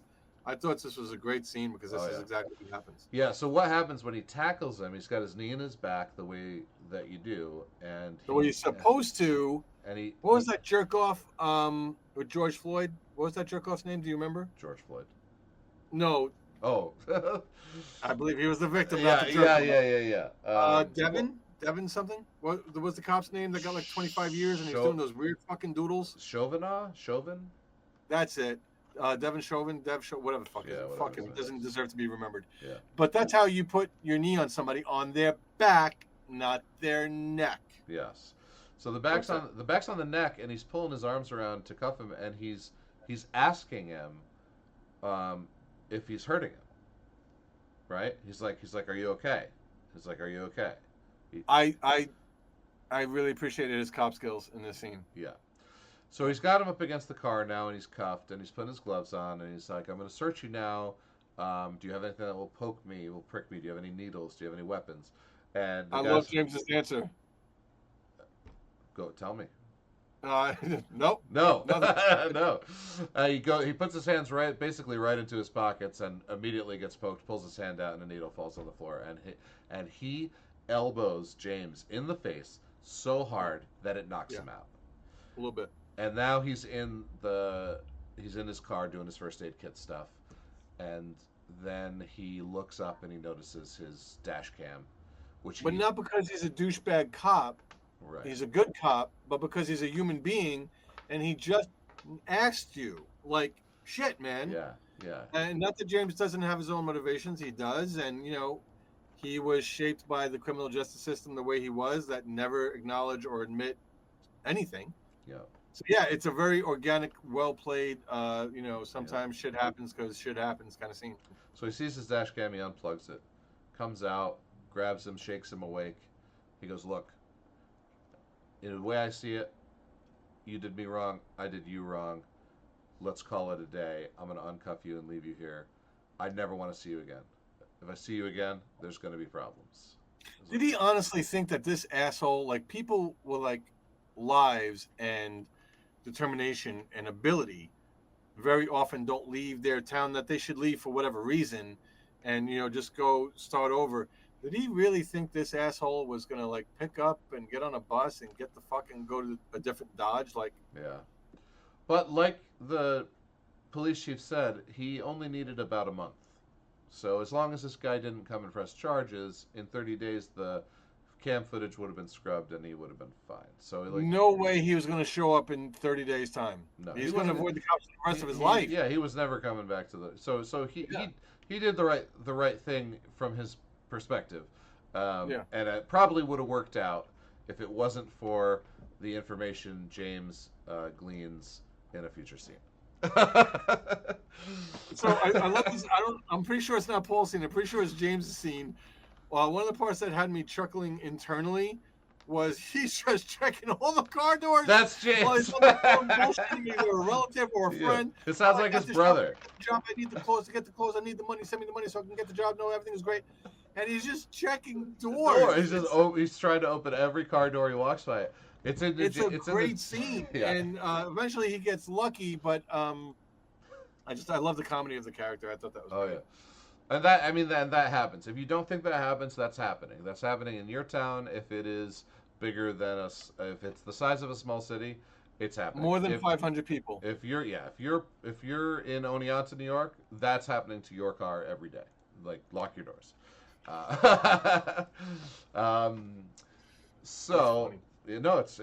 It's completely true though. Unfortunately. Every once in a while, I used to park my truck in the parking lot. And I don't know if somebody was fucking, because nobody knows me here. Yeah. I thought somebody was fucking with me, like the gas cap would be open. I'm like, are assholes siphoning fucking gas out of my fucking gas tank? And I never checked my doors before. I don't have anything in there, just Dark Close Studios products. So if you want a tote bag and you need it more than I do, you're welcome to it. If you have the balls to go into somebody's private property for a tote bag or a really old 7-Eleven Replenish energy drink, it's yours. But fuck. Good advice, man. Pro tip. Lock your doors. Lock your doors. So we'll be wrapping up Paul here in a second. He goes straight to the police chief, dad-in-law, and his dad tells him the gist, 30 days, don't worry about it, go get that thing cleaned up. If he does show up, you're going to be in a world of shit. And basically says you're on your own. He cleans it up for him, but fuck, like an extension of what we were talking about before, I knew my daughter was dating an asshole. I knew you were a twat. Yep. I knew you were a fucking nitwit. And now I have my proof. And now you're making my life more difficult. Now you're making me wait 30 days. You think you have to wait 30 days? Asshole, I have to wait 30 days with you, you fucking dummy. Yep. Can you maybe not make my life harder and more difficult? Yeah. Just, I don't know, a year. And he's going to get another one of these from the father in a second. But it's not through dialogue. It's just a look. When he walks by his window. Yeah, that happens. That happens in another minute. So he comes out. The dad says, "Get that finger taken care of." He comes out of the police station again. This time with his finger in a bandage. This is where he sees Justine. He looks at his phone. She texts the word "Hey." It smash cuts to them fucking in her bed. And then smash cuts to, I think he's at home already, or he's just getting home, and he sees Donna's purse on the counter, and his eyes widen because deep down, I do think Paul is actually kind of a good guy, even though he did make some serious mistakes. A good guy. Because and I'll tell you why I think he's a good guy, because Donna catches him right now, deer in headlights, and he doesn't even try to lie. He's a good guy. He's just a little incompetent, a little, but he does do his best. He's telling a junkie, like, I don't want to see you anymore. That's just something a good guy would do. Right. I don't think he's a bad guy whatsoever. I just think he's a dummy. When he has a bandage on his finger, I don't know if it's from his chapter or James's chapter, At a certain point, we get a vantage point of him asking, "Do you have HIV?" And James is like, "What?" That's He's like, "Do you have HIV, hepatitis, anything like that?"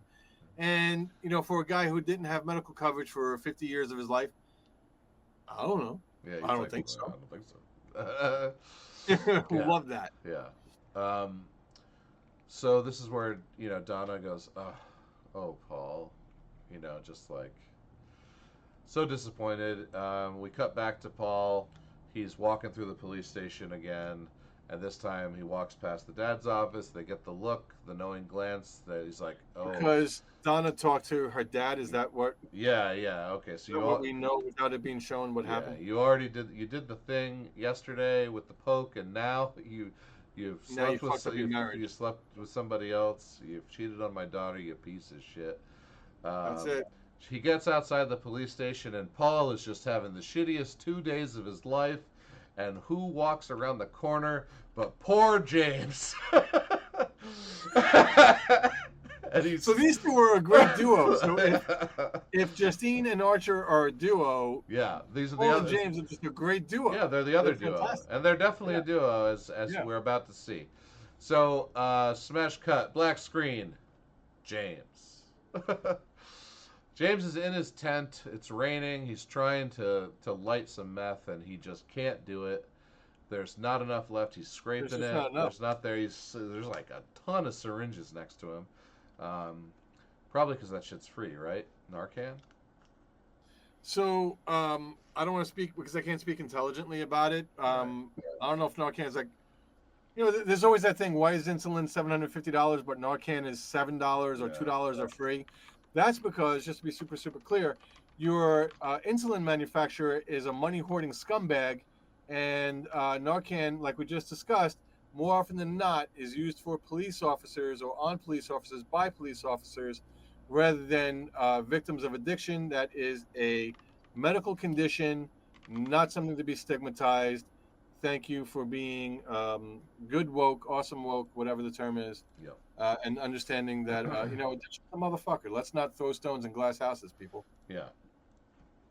Narcan does come in a syringe, and we can assume that's what it is, since he's trying to smoke meth and he's not just shooting up whatever he's got in these syringes. So next we see him on the phone, and I think he's talking to his brother. He's trying to get money. He's got a job. He's like, he starts off the conversation, "Hey, guess what? I got a job."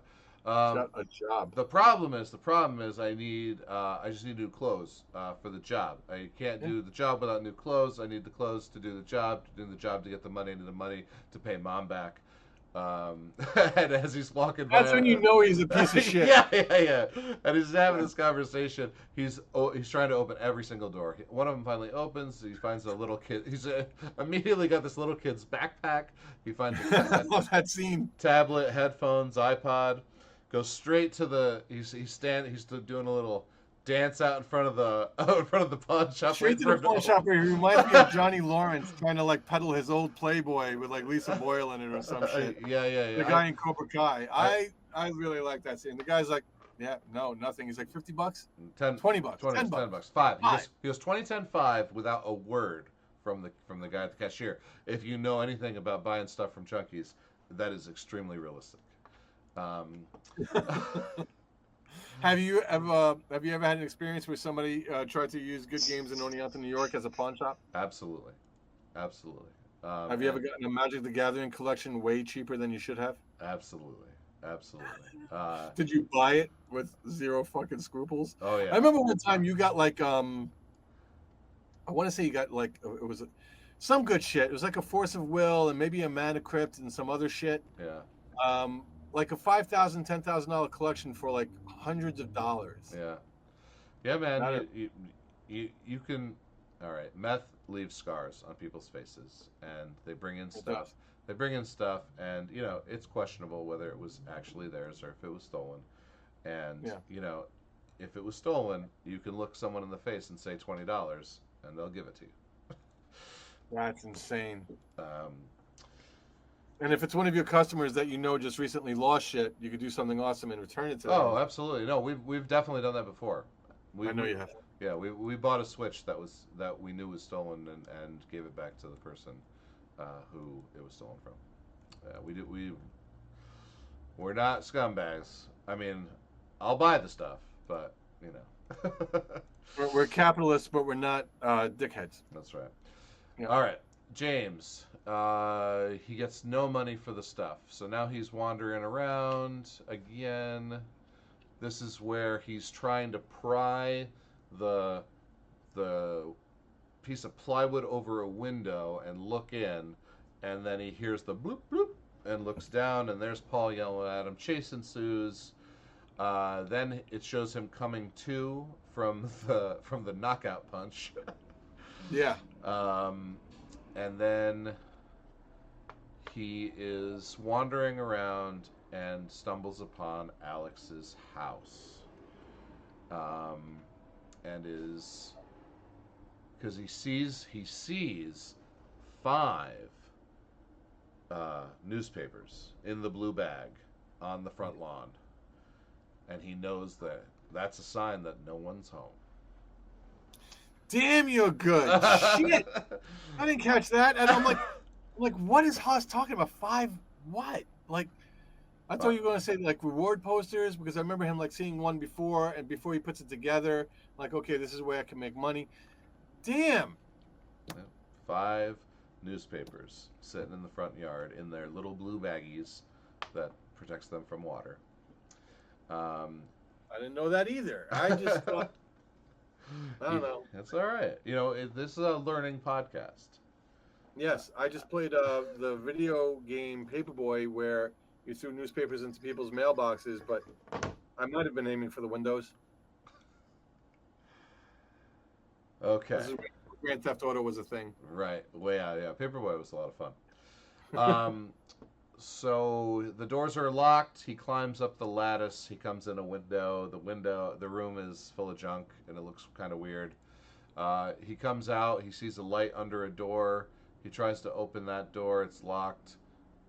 Good thing he didn't kick that door in, because we know what's behind it. He pulls up. It's a juxtaposition. This scene is great because he does all the things we wanted Justine to do early on when she just gets out of there. So this is one of the benefits of the storytelling, right? So the story gets advanced and we get to see it, but we see it from a different person's point of view and their reactions.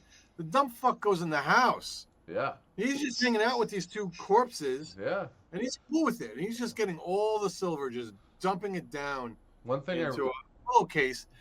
I'm like, why is he grabbing the pillowcase? Which I thought I had criminal cred. I guess I don't. He's grabbing a pillowcase. I'm like, because this is just this is his method. This is what he does. Yeah. It's kind of genius. He knows how to go about whatever he's got to do at this point, and he's content to hang out with these 2 creepy fucks. Yeah. On the couch. Well, that's the great thing about this performance and or the writing and or the directing through James's sequence is that his junkie behavior is seamless. This character is a pro. He is not an amateur. I mean, he's a bumbling idiot, but that's because he's a drug addict. But he's done this before. He checks the doors. He goes to the pawn shop. He pulls the pillowcase off the pillow and uses it as his I love that, his booty sack. Yeah. And he's saying, he finds a Retrocon which runs like Nintendo and Super Nintendo games, and he goes through the DVDs and he stops at one and he goes, "Oh, Willow." It's like, what a fucking awesome Easter egg kind of reference. Zach Cregger, we love Willow too. We're all the same age, by the way, and we all grew up the same, and that's probably why I relate to your shit, as well as I do. He goes to and I just want to say that addicts are people too. It took me a while to learn that. I remember I was driving somebody, and she was using apple juice instead of urine to get urine tested. I'm amazed it worked as many times as it fucking did.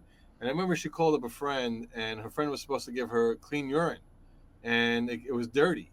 And she was like, hey, asshole, I'm going to get kicked off the program now. Now I'm fucked. I'm not going to have, my prescription drug that's going to make me okay. And she was using it, I think it came up in this movie, like when you talk about the Narcan to the syringe, we're going to use this on this day, we're going to use what we want on the other day, and this is how I'm going to get through life. And she's like, she got pissed, and she's like, bitch, now I'm going to get sick. They have their own perspective and their own way of getting through life and their own trials and tribulations. And I guess if there's an empowering silver lining to this, is like, understand that you matter, understand that you're here for a reason, and you don't have to punish yourself, and you don't have to go through life this way. And I think James, if anything, lets us see that we are people going through this shit, and we're all going through something. We're all got some kind of cross to bear, or albatross on our balls, right? And we don't have we can get rid of the albatross whenever we want. And so how often do we get to POV, like through the eyes of a user, right? Like the last time it was popularized, I think it was fucking like Train Spotting, or that. I imagine The Wire did it also. I didn't watch that show. Requiem for a Dream. Probably the 2 times that really stick out in my mind. But he does it, and again, to your point of how Zach is telling the story is getting forwarded at the same time through a different lens. So the story is moving forward very powerfully, and we need to learn as an audience what we need to learn through a very humanizing and comedically powerful performance here. Oh yeah. What I like here too is another subtle nod to him being a pro, is that he is dumping the china, the silver, right, the guest silver, into the knapsack, and then he opens all the kitchen drawers, and one of the drawers is full of silverware in a silverware separator that he doesn't touch. He just keeps moving on. So he even knows the difference between the silver and the basic silverware that everybody uses. Damn. Just details that you catch, man. All this stuff is important. Like, it may seem mundane to, I think, a lot of people who just want to watch a movie and enjoy a movie or whatever. But it makes people like you and me enjoy the movie more. More. It makes me enjoy it more, absolutely. And it also, I have to believe that was written for a reason. Like, Zach, as an artist, wrote that he pulled the silver from the china cabinet, and then he opens all the drawers, and he even wrote, one drawer is full of mundane silverware. Like, I'm willing to bet on it. Yeah, I would bet on it. Yeah. So, he is going to, after he gets his sack filled with some goodies, he's going to turn and he's going to find, or no, actually, this happens when he finds the video game console. He turns to see a man and a woman in a zombie-like rigor mortis state, who they seem a little bit more alive now than when we saw them through Justine's eyes, are just sitting on the couch, staring blankly straight ahead, just sitting. He's going to do his thieving. He's going to come around to the other side of the couch, and we're going to see them get up and start to slowly walk towards him, and he is going to bolt out of that front door and run like hell. Mm-hmm. Then, oh no, I'm sorry. Whew, I skipped something. Before that happens, he goes into the basement. He turns the light on. He goes a few steps down. That's kind of important. He sees all these shapes, and he turns the light on, and it is 17 school children. And they all turn and look at him at the exact same time. And that's when he starts to run back up the stairs and slam the door. And that's when he hears a thud upstairs. And after the thud upstairs, where he looks at the ceiling, that's when the man and woman get up off the couch and start to walk towards him, and that's when he bolts.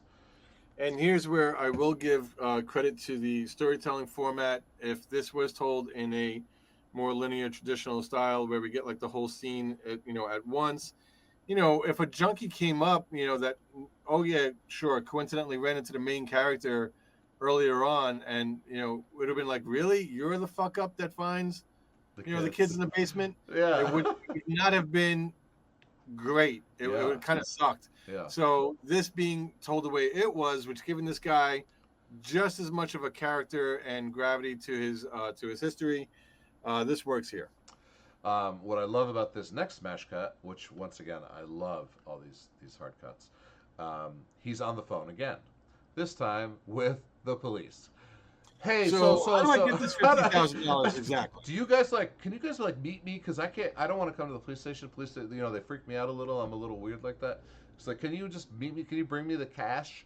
Hello, hello. so then, and the next, so the next scene, he's walking around the corner, and he comes face to face with Paul, and Paul yells, "Hey, what did I fucking tell you?" Boom. All right. Their love affair continues. Their love affair continues. He runs and runs and runs and runs, and he's in his. Oh no, he's not. He runs and runs and runs and runs and runs, and he turns the corner in a forest, and what does he see? He sees the same clown-like visage from the dream, except this time it's taken more of a real form, and we see that it's like a person, maybe even a woman. It's not a clown. It's like clown-ish makeup. It's definitely not a clown at all. Maybe we thought it was. Maybe we didn't. And then he's like, what the fuck? He runs into his tent. He zips it up, and he goes, "That's not real. That's not real." it's like so. This scene, I remember this scene. Like it was good, and it fucked me up in a good way. The way I want a horror movie to fuck me up. He's getting in the tent, and I'm like, "Really, idiot? You're running into the haunted house? Like, it's a tent. Like, it protects you from nothing. But for him, it's his safe space. Sanctuary. It's his safe space. Yeah, let's protect him from the rain, the elements, whatever. Offers him some privacy, stairs, whatever, in his Hutville that he lives in. It's where all his stuff is. For him. Really, really great scene here. So we've got some twigs snapping, and there's someone outside the tent, and we can assume that maybe it's the clown lady, but we zip. The guy, James, grabs 3 syringes, and he's ready, and a head pops in, and he stabs Paul right in the face with 3 syringes. And we already know Paul is so super paranoid about this shit, and he freaks out. So miraculously, I didn't contract your STD before, and now my odds just increased so much. He pulls him out of the tent. He throws him into the back seat, which we know is locked, and you can only open the doors from the outside. He gets. Right. I love that they didn't. I love that they didn't even show that. They just trusted you to know that. Yeah. So now, for me, the tension is building at this scene when Paul goes in the house. He's not just fucked out of his money. He's fucked out of his money. But now he's fucked out of his freedom and his security. Like, there's no way to get out of here. Right. And so now I'm starting to wonder, okay, how does James get out of this? Right. So he throws him in the back. He's cleaning up his thing. This is where the funny "do you have AIDS" conversation is. And he unplugged his camera first this time. And you think James is going to kill this guy and disappear the body in the woods, right? Like, that's what he has to do at this point. And he has that demeanor. And nobody's gonna miss him. Yeah, and you feel that that's coming, but James has an ace up his sleeve. Wait! I know where the kids are. Yeah. Paul drives him to the house. Before he gets out of the car, James goes, "Hey, am I still gonna get that reward money?" To which Paul doesn't even answer, just stares at him like he's an idiot and gets out of the car. That was a great scene. Yeah. He goes to the front door, knocks on the door, and the door opens for the first time. And it opens like it always does, like ghost-like. Mm-hmm. Yeah. And he goes inside, and I do believe the door closes. It might actually not close. Yes, it does close. Cut to night. James is still in the back of the car, right where it is. Yeah. The house is and you're like, what the fuck? And James is screaming, "Help me, help me, help me, get me out of this car." And then the door opens, and he goes, "Oh, finally." And it's Paul. And Paul comes out robotically, angrily, quickly, walks fast straight to the police car, opens the back door, pulls James out, and drags him into the house. Smash cut. Time out. Yep. So all the kids are weaponized. Fair enough to say at this point. If spoiler-free territory if you haven't caught on to that. And triangle format. Marcus shows up hunting Justine, Triangle format. triangle run format. Paul comes out of the house. No triangle. Do you want to know why? Yeah, please. Different spell. And I'll tell you why. Because he's not killing James. He's collecting James and bringing him back into the house. Just like the woman was cutting the hair and bringing the hair back into the house. It is not the same spell. We are dealing with. Okay. We are dealing with this a man has played Dungeons and Dragons before. That is it. We are dealing with a witch who can do more than just one trick. In fact, in Alex's scene, she says, "I can make them hurt each other. I can make them kill each other. I can make them eat each other if I want to." Yeah, that scene. I know we're jumping ahead. That fucked me up. That seems nuts. Completely shifted Alex, obviously. Yeah. And I was like, wow, this fucking kid has gone through some shit. Yeah. Oh yeah. Way worse than Justine or Archer. Yeah. And fuck Paul and James. Like, they haven't gone through shit compared to Alex. No. I don't think anybody has. I think he's the unsung hero of this movie. A fantastic performance by the actor that played him. So we smash cut here when they disappear into the doorway to a black screen, and Marcus's name comes across the screen. Now. Oh, does he? Sorry, I didn't even realize that. I knew the cut. I know there's a supermarket. I recognize the conversation from the phone call. We're gonna get to the cereal. I just, God, I love that my brain works the way that it does, but I know that it doesn't work the way everyone else's brain works. I'm so fucking hyper focused on the 6 hot dogs, and I'm like, your husband is an enabler that's feeding you 6 hot dogs, and the beautiful human had to tell me, Stephen, not all 6 hot dogs were for him. They were sharing. They were going to share that platter. How the fuck do you know? He is 2/3 of their calories. His husband is only 1/3 of their calories. Yeah. How do you know it wasn't a 2-to-4 split? Yeah, maybe it was 2 and 4. Even if it was 2 and 4, 3 and 3, who cares? Because 2 people should not, in any fucking configuration, be splitting 6 hot dogs. 4 hot dogs. 2 for you, 2 for me. Were they eating 3 hot dogs each, Nate? Come on, be honest. Or was it 4 and 2? It was probably 4 and 2, based on superficial casting. I rest in my a case. perfect world, it was 3 and 3. All right. So it smash cuts to Marcus, and they're in the supermarket, and we get the other side of the conversation that Justine had during her chapter on the phone with Marcus, where Marcus is saying, "Stay away from Alex. He's been through enough." She says, "You have to go to the house. You have to do an inspection. It's your duty." Yes. She threatens CPS, and she's like, "Come on, you don't want to do that." She's like, "Well, I can. If you don't, I can call CPS if you don't handle this."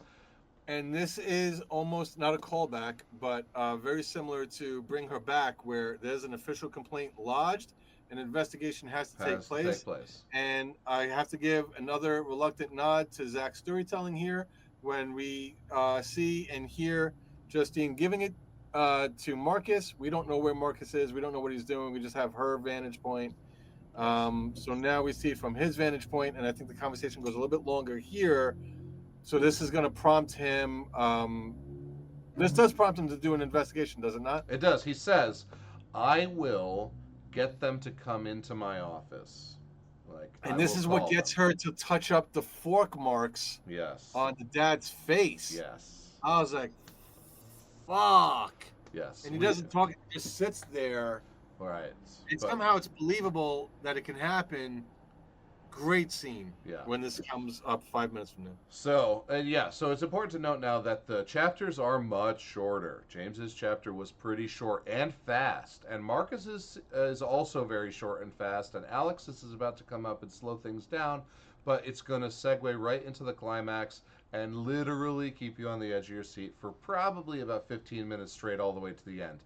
You could When that happens, and if we had a different marker, I'm not going to say it again, just rewind what I said 20 minutes ago. Man, the last 15, 20 minutes of this movie are so good. So you could kind of say this is a slow burn, but because of the way the chapters were done, at the end of every chapter is gonna ramp you up real quick and then bring you back down. If you have Haas's brain pan and neurology, if you have Steven's neurology, you're gonna feel ice picks poking you in the balls in the movie theater. Right. So they resolve that with Justine over the phone. He calls. No, he doesn't. It goes straight to him in the office. His secretary comes in. Your 2 o'clock is here, and she's given him a look like she wants him to ask a question, and like how small town folk like to gossip about people. This is how I felt here. Is she wanted to have a quick little "this is a fucking weirdo" conversation, but he didn't let her. He just looks at her and goes, "We'll send her in." Yeah, let's go. Yeah. So we are now introduced to Aunt Gladys. This is the clown figure. It is an old woman with ridiculous makeup and a ridiculous red wig. And The wig. Yeah, the wig should be its own character along with the mustache. Holy shit. And she's completely like neurotic, insane, overbearing, all sorts of things. So you could say at this point quirky Aunt Gladys. Quirky is the minimum. Is the creepy smile. Creepy quirky. She sits down next to a trophy case of ribbons, and right next to her, immediately to her right, is a blue ribbon. It's important to note that for later. Okay. Then I'll find out along with everybody else.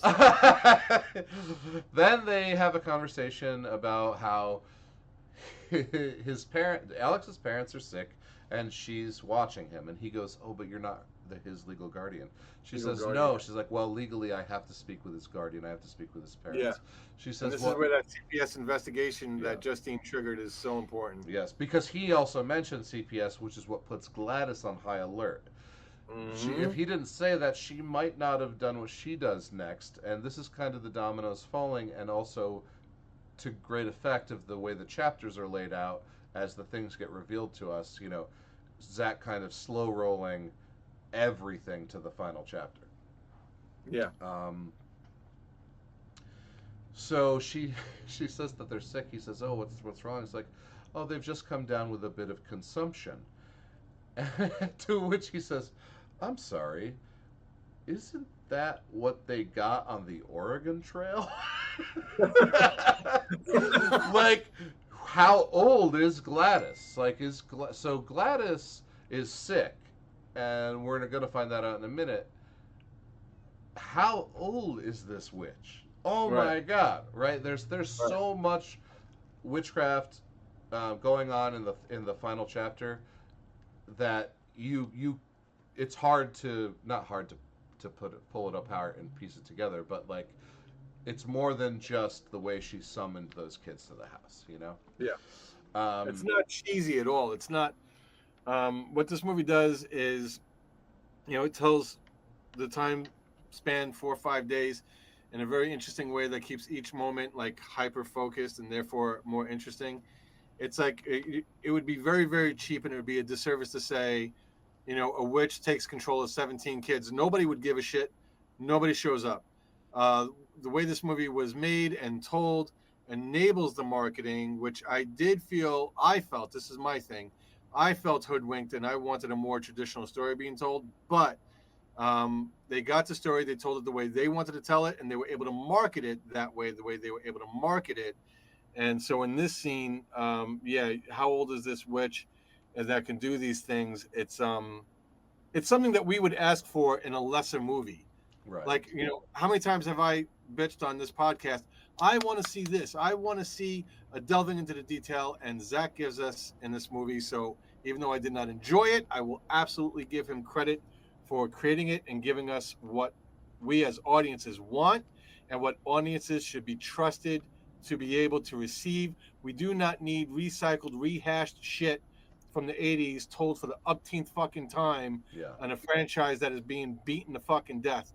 Weapons is an awesome original story told in a bold, powerful way that I may not have enjoyed, but audiences everywhere are enjoying it, including HOS4A2. That's right. So she's gonna. We're gonna go back to Marcus's home, where, as we've said a few times, his husband is preparing him 6 hot dogs, or preparing them 6 hot dogs. He's watching a documentary, which is very interesting. So here's another subtle detail that you'll only catch if you've seen it twice. At the very beginning, Justine does have a snippet of a scene where she's teaching the class. She's teaching the class about parasites. And the example that's given is a tapeworm. And she goes, "Oh, a tapeworm's one of the gross ones that eats your food," and blah, blah, blah. Now, here, they're watching a nature documentary about the cordyceps fungus that can take over and mind control an ant, and then it even grows like Yep. some fungus. So yeah. Even So I paid attention to that. I was like, okay, this is in service of the narrative. yeah. So it's not like it doesn't matter to the story. It's kind of a cute nod to what the witch is doing to these people, and it's kind of like it's just a cool just addition, Yeah, call nice it, little Easter egg. yeah, call it an Easter egg or set dressing. It was just a nice touch. Mm. So they're watching, and then frantically the doorbell is getting rung, and the door's getting knocked on, and they answer the door, and it is Gladys, and she is out of breath. And uh, Marcus says, "This is inappropriate." He tries to say this is inappropriate. He definitely says, "We just sat down." Like, how I great! love this scene. Can I get a bowl of water? Yeah. Fuck. Oh yeah. So she's like, "I just need some water. I'm gonna pass out." And then Marcus says, "No." Marcus has firm boundaries Yeah, as a professional in the community. yeah, and he has to, But because he has to be, because he bitched, complained, noted that Justine acted inappropriately driving a child home. yeah, Here, he is under the constraints of his own philosophy and his own policy, yeah, and something inappropriate is about to happen, and so she's calling on etiquette, and yeah, he's falling on policy and procedure. yeah. And which one's right, which one's wrong, and all the nuance in there makes this just a really really cool scene. Just a very nuanced, well written scene. So the husband, who's the is the pushover, the Hmm. the big heart in this marriage, and invites her in, and they go into the kitchen, where Marcus is about to pour a glass of water, and she says, "No, can I have it in a bowl?" She goes, "I know it's weird. I just own it. I don't explain it anymore. I'm sorry." And he goes, "One bowl of water." And that's one of the details where I want more, Yeah. and here we get it Here in we this get film. it. Um, so sh- uh, she she gets close to the husband. She clips his hair. He's like, "Did you just cut my hair?" He starts to freak out. "Marcus, she just cut my hair." She rings the bell. Marcus Yeah, stiffens. Or no, sorry. She pulls out the twig with yeah, a blue ribbon wrapped around it, yeah. and she cuts her finger. And Marcus looks at it and goes, "Is that my ribbon?" Mm. And the husband's freaking out about the hair being cut, and then They need something from each person, like a personal item, which is yep, going to come up relevant in the next chapter. Now I know what you meant by the blue ribbon. she rings the bell, which has a 6 on it and a triangle um, next to the 6, a small one. She rings the bell, and he lunges on his husband, chokes him.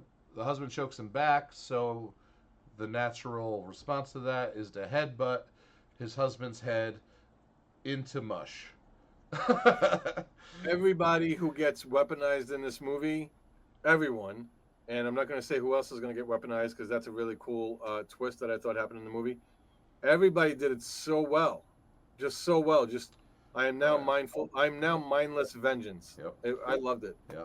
Eyes bulging out of his head, his face covered in blood. She drops. When she breaks the stick is when he attacks.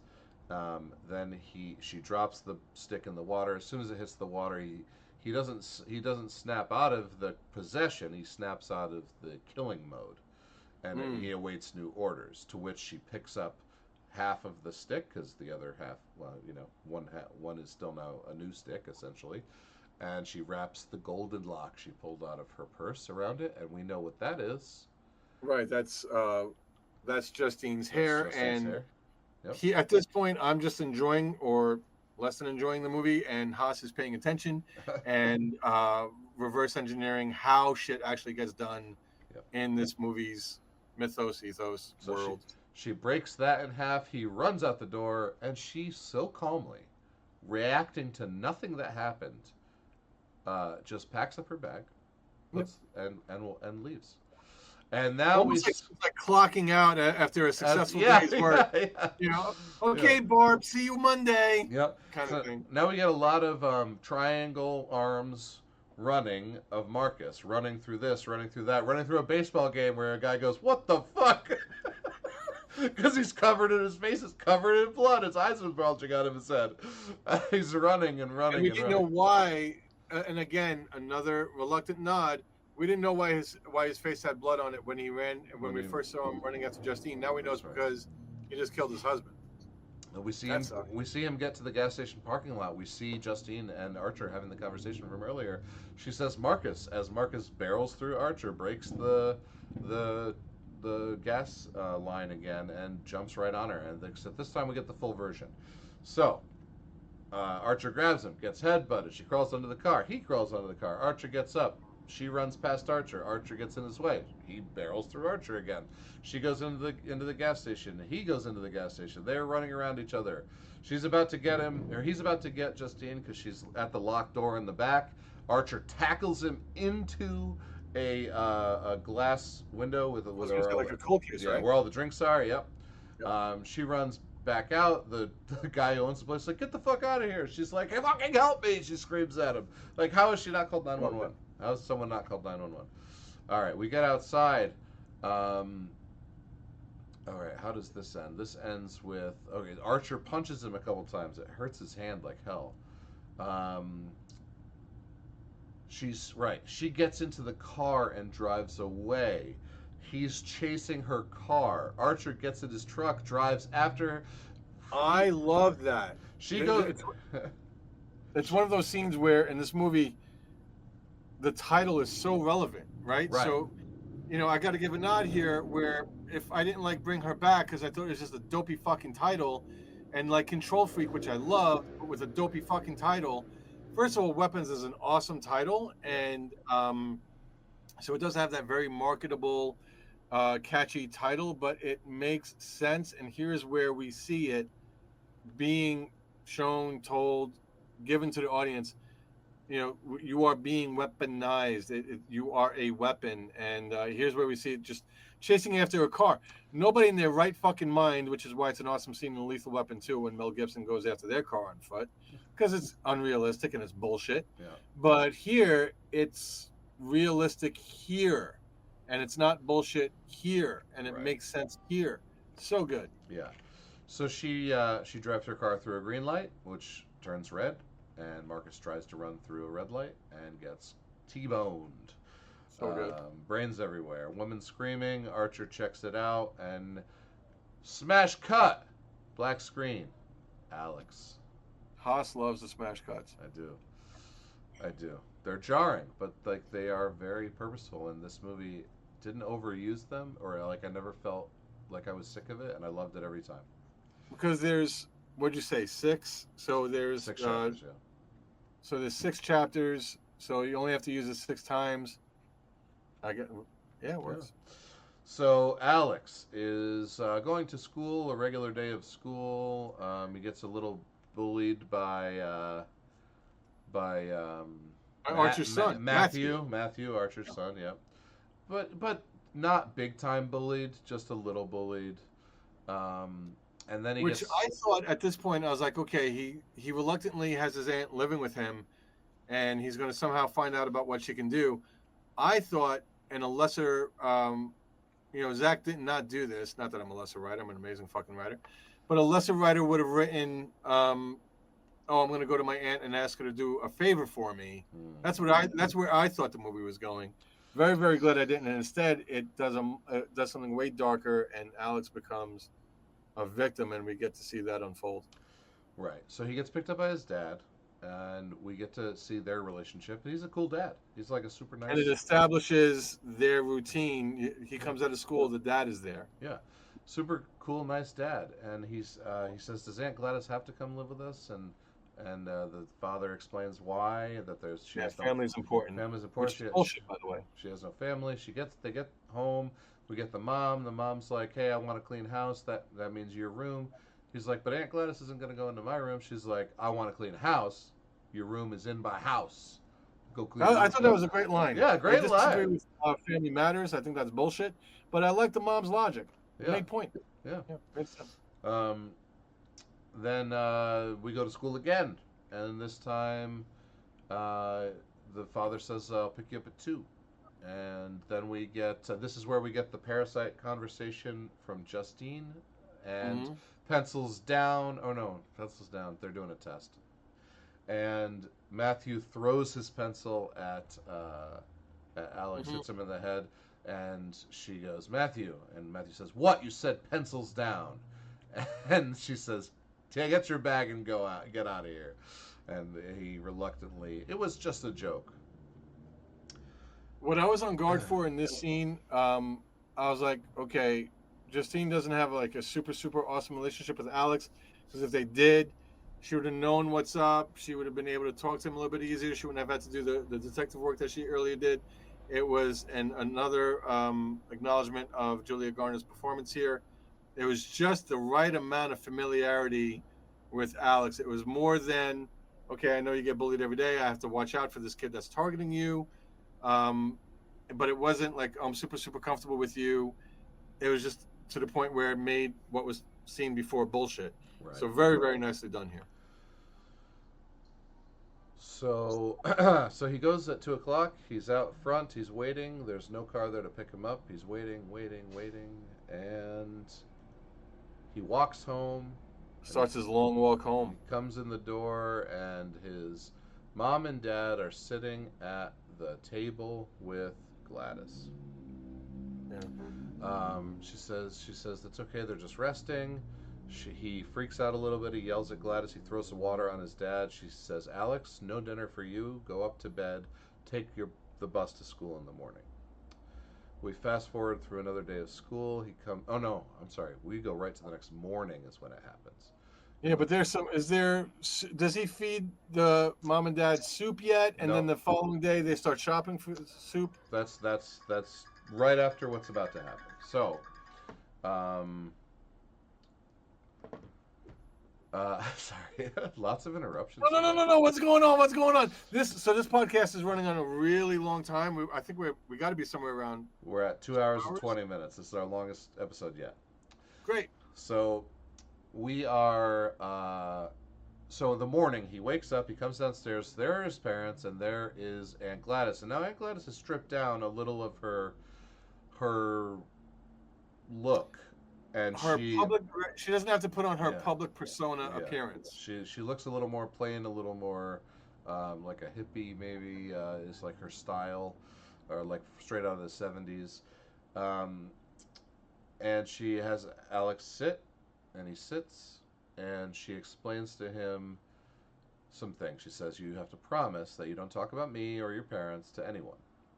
And this is not bring her back level uncomfortable, but it's bring her back style uncomfortable. It's this is where there's layers of horror to this movie, and this is definitely one of them. Yeah, really, really creepy. So he doesn't quite understand. She doesn't think she's getting through to him. They pick up forks, and they start stabbing themselves in the face with these forks. Yeah, which really brings home the weaponization, lack of freedom, lack of whatever, just total the complete dominance of the weaponization process. Alex obviously freaks out. They stop. She says, "I can make them do whatever I want.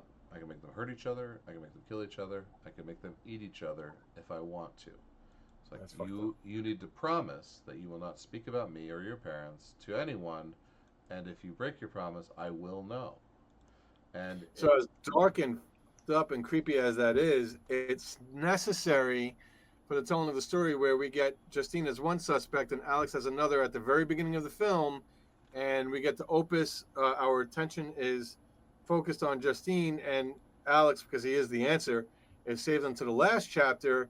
Why the fuck is this kid not saying anything, even through Paul or even James's point of view, we would have come across it for some reason in any other normal circumstance.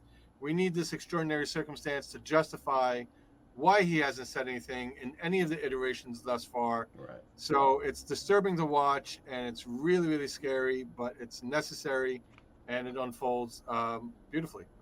Right. So during this, you're also going to get to see the other side of some of the other chapters. So he's going to come home from school. She tells him to feed the parents soup, and then you're going to go shopping for more soup. So he's feeding the parents soup. He shops for more soup. It's kind of it's kind of montage pacing, but it's not really a montage. Right, but I liked it. Yeah, no, it was good. And then it goes to we know that time is progressing, and we know that in Marcus's chapter he made an appointment. So now we have them getting ready for the appointment. Well, no, we don't have that yet. So he'll come home. He'll go upstairs. He'll open her door. She's on the floor with a puke bucket. She looks like shit. She's bald. She's like, I thought your parents would help me get better. They're not. She has a couple strands of hair, and here we're finding out from her world, from her point of view, shit ain't working. Something's wrong. Something's awry, and Alex sees his power here. Right. He's like, okay, he sees his leverage. I got leverage over you, bitch. Right. If I do what you want, you're gonna give me what I want, which is you getting the fuck out of here. She lies like the creepy. She's not a pedophile, but she lies like a creepy pedophile aunt here. Yeah, I'll give you what you want. I'll go away. Yes. Did she mean it? Was she telling the truth, or was she lying to this kid to get what she wants? She's lying to this kid to get what she wants, and I think he knows it, and I think he has to find his own way out, and which is why he's always looking, and why he does find it eventually. Because and she gives it to him. The great silent, right, nuanced answer. Watch me, Alex. Watch me, Alex. Yes, she teaches him how to defeat her in the end, which is the ultimate fallacy of the Bond villain, and we love it. I love it. If you get the last 20 minutes of the movie, and just give me that 9, possibly a 10. Oh my God, the ending is everything. So everything. So she says, "Your parents. I thought your parents would help me. They're not working." So now, from the paranormal witch side of things, okay, she is like drawing on the life force of these people in some way, and even just in that sentence, your parents aren't helping me. She's indoctrinating him how to become a witch. Right. I really hope they wait 50 years and use the exact same actor for the sequel. Like, fuck, that's what I want to see for the sequel. Well, yeah, I mean, Alex is going to grow up a totally fucked up kid into witchcraft. Totally. Yeah, absolutely. It's done. Absolutely. You didn't make it. He understands his power in 3rd grade, which I guess is 9 years old. So. Can we get who did Castaway? Was that Bob Zemeckis? Possibly. Either Zemeckis or Schumacher. I think it was Zemeckis that did Back to the Future, did Castaway, and they had the patience to wait a year. Can we film this kid at, what is he now, 8, 9, 10? Yeah, 3rd grade? 10, whatever that is. I want him filmed at 15. I want him filmed at 21. I want him filmed at 25, 32, 40, and then 50. Yeah. And then do it. Yeah. Weapons 2. The Weapons Squared. 40 Weapons too, but fucking wait. Do not get different actors to play them at different times. They're not going to match up and line up perfectly. We need Chris Evans to play skinny Captain America, and we need him to play bulked up Captain America. We need this kid, which if you haven't IMDb'd yet, HOS4A2, you might want to while I'm in the middle of this fucking rant. Carrie Christopher. What's his name? Carrie Christopher. Carrie Christopher, you have a future in Hollywood, sir. He has a past in Hollywood. He's been doing it since 2019. 6 years as a child actor. Not as bad as the Wayne Bodie spit take, but very quick line that almost got me just now, Haas. I did like the spit takes. Thank you. So she says, "I know that there's a way you can help me. When you go to school, bring me one object of each of your classmates." And immediately, the audience goes, "That's why all 17 of them disappeared at the same time." Immediately, if you're following and paying attention the way you're supposed to, if you're enjoying it like me and getting pissed off and that's clouding your judgment, you have to wait a little while longer. Yep. And he just goes to the mailboxes And he tears all the names off. And Justine, like, so it's a stroke of genius for him. Aha, I got this. I could do it. And it's easier than I thought.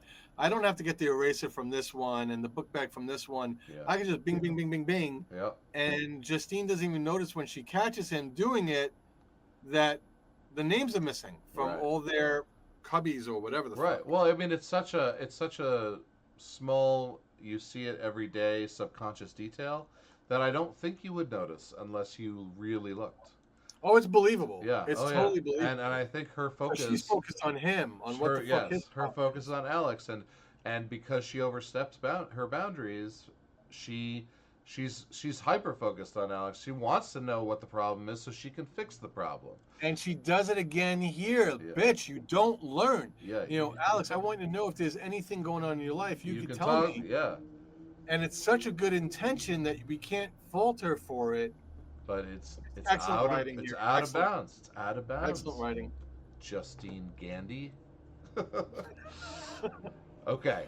So it is 2:00 in the morning, 2:10 in the morning. Alex wakes up and comes downstairs to find Aunt Gladys over a bowl, and she's tearing the name tags up, putting them in the water. He goes, "What are you doing?" She doesn't even answer him. She hocks a loogie in there. And you know 2:17 is the time, so when you see 2:10, 2:11, 2:12, here's where attention is getting cranked up. Yep, so the clock strikes 2:11 as she drops a flame in there, and the bowl flames up. And then she opens the front door and stands next to it, and Alex just goes out and stands there with her to watch because she's not telling him to go to bed. Yeah. And then he gets scared. He sees his classmates come around the corner, and you see actual fear on his face for the first time. He was definitely like, you've seen sad, you've seen angry when he was dealing with his parents earlier and his parents being like zombified, but you've mostly seen like a robotic kind of, this is what I must do for the time being to save my parents. That's it. And this is the first time he really shows some fear when he sees his classmates running up that hill and they run by him into the house. Doof, doof, doof. And now he's seeing the moral price that he has to pay for, he sees what he had a hand in. Yeah.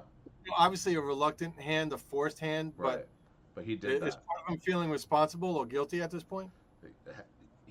Or is it just pure fear, like, holy fuck? Yeah. Not so much I do, but holy fuck, what is this? What is this? Yeah, and also like maybe guilt, yes, but also I have to bury that because this is what I have to do to get my parents back. I'm going to say 6% guilt, 94% holy shit. Holy shit, yeah.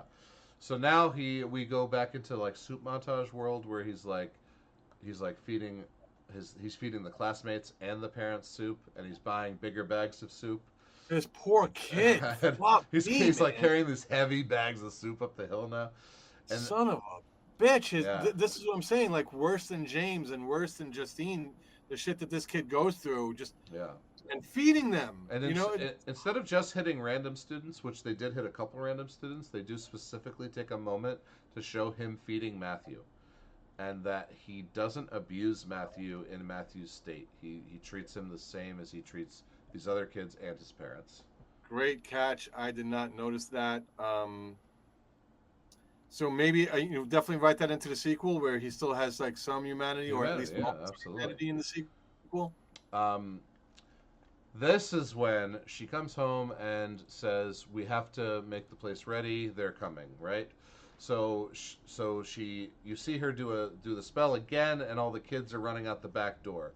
You see her putting makeup on the father, and then you see them being interviewed where she says, "Oh, he suffered a stroke. I'm here to take care of Alex," and he's just sitting there not talking. Gladys does all the talking. Then the cops come into the home and they look over the home, and then they're very polite to her. Are they just using police tactics like, good cop, just to like get on her side and have her trip up?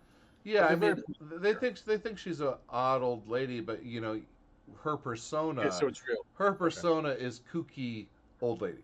Like she's someone She's harmless. I would avoid in a supermarket, but like she's Avoid harmless. talking to her in a Yeah, supermarket. yeah, yeah.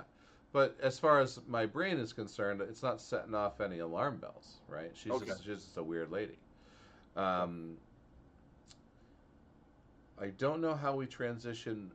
I can't remember how we transition from this to back to Justine and Archer, but it does happen pretty much right after this.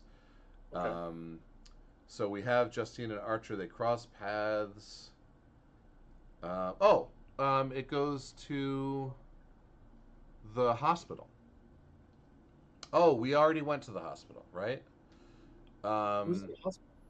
okay, this is something we forgot from Marcus's chapter before the smash cut.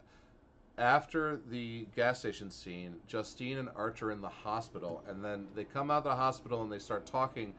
Justine reveals her investigation. Archer reveals his, shows Right. her the map. She goes, "That's Alex's house."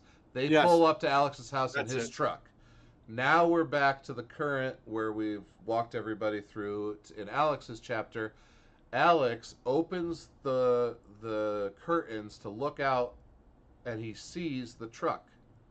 So we know now that the end of Marcus's chapter, where Justine and Archer have come to Alex's house, and the end of Alex's chapter have met at this in this moment where Alex opens the blinds and sees the truck. So now we go back into the truck. They're talking. How are we going to do this? Do we call the police? Do we go in there? Do we just knock the door? Do we run in? And the door opens. Paul comes out and goes like this, begging them to come, baiting them to come in. Okay. And So devil's advocate here, what I will say in opposition to what I said before is, because we talk about trusting the audience so much, Zach trusts the audience to know chapters are done, and now we're going to segue into a more traditional storytelling mode. Now what happens is what happens. The camera work in the upcoming scene, this is the this is the best like 15 so minutes. fucking Yeah. good. This is why Weapons is number one for me this year. This is the best 15 minutes of cinema of 2025, Absolutely. and why Weapons is number one. Absolutely. Yeah. So So that the only comparison I have, which is a really shitty comparison, is Robin Hood, Prince of Thieves. There's like 3 special effect shots when he shot an arrow, and one of them was like from the perspective of the arrowhead, and like with the target flying toward it. Something very, very similar is about to come up, and just I know you're going to speak about it more intelligently than I am right now. Every single vantage point of the weapons, the actual weapons, is being shown. It's being told so well. So we get a little bit here with Marcus. We get a little bit here with Paul, the weaponization process and how they move and the triangles, the whole thing. But when it's super, super tight and so close up from the slightly different ways with this 15 minutes of action, I love watching Gladys run. I fucking love it. yes, So satisfying. so satisfying. So they're like, they look at each other, and she's like, "That's Paul," and they get out of the truck and they go inside, and That's the guy I just fucked. yeah, and we have a showdown of sorts. We have Paul fighting, zombie Paul fighting, and I say zombie because he's mind controlled. Right, so it's Paul and James are weaponized against Justine and Archer, right? Right. So Paul and Justine will fight in the kitchen, and James and Archer will fight in the dining room slash living room, and it'll cut back and forth. We got some choking fights. You know, she throws a pan at him. It hits his chest. It doesn't even phase him. He walks right through it. It would have phased somebody who was not weaponized. It does not phase him. That is the dominance of the spell. And it's obviously belaboring the point a little bit, but at this point, it's fair to say that Justine and Archer are very much on the same team. And I mention it because there's something that's about to happen. Yes. So the Archer James fight, there's some good comedy. He punches him a ton of times in the face. James keeps getting knocked out, but it takes only a few seconds for him to come to and keep going back at him. So wait, it's Archer and James that are fighting. So yeah. It's Justine and Paul that are fighting. Yep, Justine and Paul are fighting in the kitchen. because I remember, I'm not going to remember the action layout the way you're about to, but I remember thinking, how is this realistically going to happen? And then very delightfully, to my very pleasant surprise, oh, okay, this is how she's just not being slaughtered right now. Yes. Like I thought they did that very, very well. Yep. I don't remember the action, but I remember how it made me feel, which was Right. okay. This worked out very well. So Paul overpowers Justine pretty quickly, so we cut away and we get to see a lot more of the Archer James fight, where he like throws him across a table and he gets up and he jumps back across the table. He throws him over the couch. He gets up, he comes over the couch, and Archer is just completely exasperated, like how Just keeps stop, tossing him yeah, over just the keeps couch, yeah. tossing him, yeah. It's Then, almost like a WWE choreography yeah, where one of them forgot to do something different. And no, so they keep doing the same thing. I'm going to throw you over the ropes. yep. And instead of saying, okay, then you're going to put me in a clothesline, I'm going to throw you over the ropes. And then do something different. No, I'm going to throw you over the rope. I thought that was great. I thought that was really fun. So James and Archer are going to bust through the basement door, and we're going to come back to the kitchen where Justine has pulled Paul's gun and shoots him in the throat, and the blood is just skewing, but Paul's still choking her, and she might die before he does. So he shoots her. She shoots him again in the face, and that's when his body goes down. And then we go back to Paul and Archer at the top of the stairs in the basement, where Archer is now going to lose to James being choked out, and until James's head explodes because Justine got over there and shot him as well. So their minds are gone, but they have the limitations of their physicality. Yes. So how do you kill a zombie? You shoot it in the head. You shoot it in the head. So what I like here is they split up again to keep the action fluid. Because But they're going to rely on a more traditional storytelling format. It's not going to be so rigidly told. So what happened here too is there was a salt line that I believe Justine crossed, and We love our salt lines. Yeah, and that's when Paul and James attacked. Gladys told Alex not to cross the salt line. Also, before this scene, Gladys told Alex, "Pack your things. We're leaving tomorrow." We got to give him a moment here to put a spotlight on that. This kid's torment is not going to end. No. Fuck. That's his world. That's his window closing real fast. He's her indentured servant for life. Like that's what she's made him. And this is her coming home from killing from Marcus killing his husband and sending Marcus after Justine. She comes home from that quickly, walks up the stairs, pack your bags, we're leaving tomorrow. That's how we get to see the backside of the chapter. Yeah, so between now and her time on the Oregon Trail, and quite possibly further, like you alluded to, she has been through something like this. Maybe not this severe, maybe not this desperate, maybe the few strands of hair in her head, maybe it wasn't so bad last time. She has gone through something similar and survived. She knows what she has to do here, which is to definitely put, is it her nephew or her grandnephew? I don't think she's Aunt Gladys at all. I don't think, which is, again, that would have been really cool if we got that exposition. Maybe we'll get it later. Maybe we won't. Who gives a fuck? We don't need it. Yeah. But she needs to put this kid into slavery, which really, really sucks. So he knows his time is limited, but she says don't cross the salt line. Now, while this is happening downstairs, upstairs, he's walking towards her door, the door he found her in before, and his mom and dad are guarding the door, standing there. As soon as his foot touches the other side of that salt line, they, in the rage zombie virus mode, just start chasing him and chase him down and around. So did the salt line serve as like a tripwire or something that activates them? Yeah, it's basically an alarm. You get too close, they're coming for you. Another spell. More magic, right? Okay, so another spell. When this happens, you react this way. Yep. So we get a little bit deeper into the magic. So he gets chased up and around. They come around because it's easy to lead them, right? They're kind of mindless. They have their one track, right? So I was going to ask you a question, and I just answered it. Hold on, I'm writing this shit down. Hold on. All right, I'm waiting. No, you go on, Oh, and I'm gonna okay. write this shit down. It'll make sense in my head. Okay. So, so he leads them back around, and he comes back in to where her supplies are, and he starts to make a stick. And he's in the bathroom, and the parents are trying to break down the door.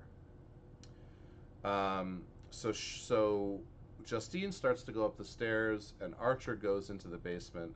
Archer finds the kids. He finds Matthew. He hugs Matthew. He's crying. Upstairs, he finishes the spell. He wraps a hair around the stick. He breaks the stick. She feels Who's it. paying attention? She feels the magic. She goes, "Uh oh." Yep. And then you hear the rumbling. Satisfying. You hear the rumbling from the basement, and she just runs out of the house. And all the kids are chasing Gladys. And oh my God, Gladys runs into another house and out the other side. All the kids barrel through the windows, the doors, breaking everything in Barrel sight. through. Like Barrel a through. mass out the front windows. She runs Like down. a stamp fucking pee. Another back door, another back porch. The kids run through the screen. They run out the front windows again. They get to someone's random's front yard, and a girl jumps on her back and takes her down, and all the kids get on top and start gnawing and clawing and biting and chewing, and the callback of the movie, they eat her alive. It's so good. Like, movies do this callback thing all the time where it's a line of dialogue. Oh, yeah. Like I usually hate it when it happens. Sometimes it's not so it. bad. Like Avengers, right? I got red in my ledger, you got red in your ledger, we all have red in our ledger. It happens like 17,000 times throughout the series. On your left is a Yeah, great callback. yeah, on your left. Then you've got by the yeah. Wasp is a great callback. I find in comedy and horror, callbacks are absolutely necessary, Yeah. and I feel one is one side of the coin and the other is the other side of the coin. Yep. Which is why we get comedy sometimes in horror movies. Together Some cousins almost, yeah. together called back the BRB dying, right? So this movie calls back without having to say the line, which is another just like genius to the writing, where it's like, what a way to call back. I can even make them eat each other if I want to. Yeah, you don't have to say it. Now you show it. And you show it, and Alex never has to say, I made them fucking eat you, bitch. You fuck with my family? Like, that's what he wanted to say. And that's what you get. That's what he will hopefully say in the sequel. Yeah. No, because it had to come from his mind somehow. Like the spell is just the control and the activation. There has to be something mental going on to give them the order to what they're supposed to be doing. And yeah, my mind was saying, make these kids eat this lady. I'm going to say it anyway, but I think you just answered the second question, but I'm going to save my questions for the wrap up. All right. Cut back to the house. Archer has chased the kids. He's walking through the rubble. There's a funny little line. There's a man in the kitchen as he's walking through the rubble to find the kids, to find his son. Justine finally gets upstairs. She finds Alex hugging his parents, and So hold on. I think we just glanced over it. Okay. Even though I need to use facilities sooner or later, so this cannot go another fucking hour. No, we're not. Yeah, I imagine I'm not alone. Feel free to pause the video, guys, and go take a leak. I'll just suffer here for you for your entertainment. Archer gets weaponized at some point. Did we glance over that, or did it not happen yet? Oh yeah, we did glance over it. He does get weaponized before the kids leave. He gets weaponized. Yeah, he's choking her, and that's when they split up. Is when she dies. That's when Archer snaps out of it, and that's when the parents snap out of it. Right. So, what possession of his did Gladys get a hold of? Do we see that? It had to. It could not have been such a major twist of this team. This, you would imagine, very, very reluctant team. But again, we're talking about the tactics and ultimately, I want to say, the humanity of Archer to see past his rage to like, okay, my rage against you is not what's important. Me getting my kid back, that's what's important. to the point where I'm going to see that you're no longer the main suspect. You are, in fact, what Marcus said. You are a victim. I'm going to team up with you, and to the point where now this twist, it's like, it's not a return to, this teacher's the asshole. It's him being weaponized. It's a different version of him being diametrically opposed to her. So, it's almost like these two people initially on completely opposite sides of the spectrum coming together, now on completely opposite sides of the spectrum, but in a completely different way, where I'm going to try to kill you because I've been weaponized. It's great, great storytelling. But do we know, or do we see how Gladys gets control of him? No, we don't. And I would hope that it's in a scene that got cut for time because the movie was 2 hours and 10 minutes. And you are going to watch the director's cut when it becomes available. Oh, you know it, because I'm looking for that scene. Yeah, because I don't see how. Is there something we missed, guys? Leave it in the comments. Did we miss comments. Yeah, let's talk about it. Let's hypothesize. How did she control Archer in that final scene? Because I feel like it was explained. I don't think it just happened willy-nilly, because I was almost, the benefit of not enjoying this movie the way that you did. I was hyper-focused on shit I didn't like.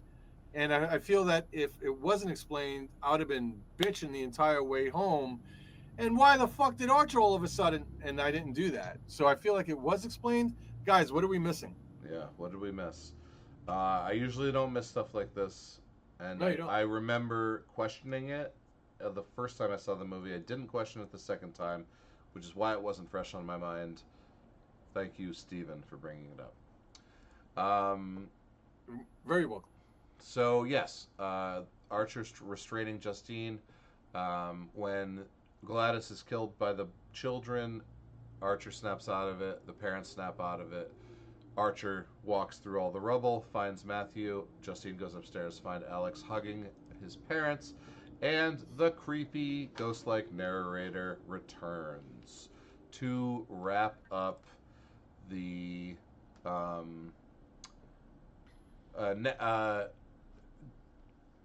Alex's parents are still being fed soup, but not by him.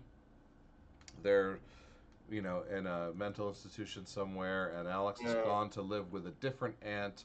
I heard this one's really nice.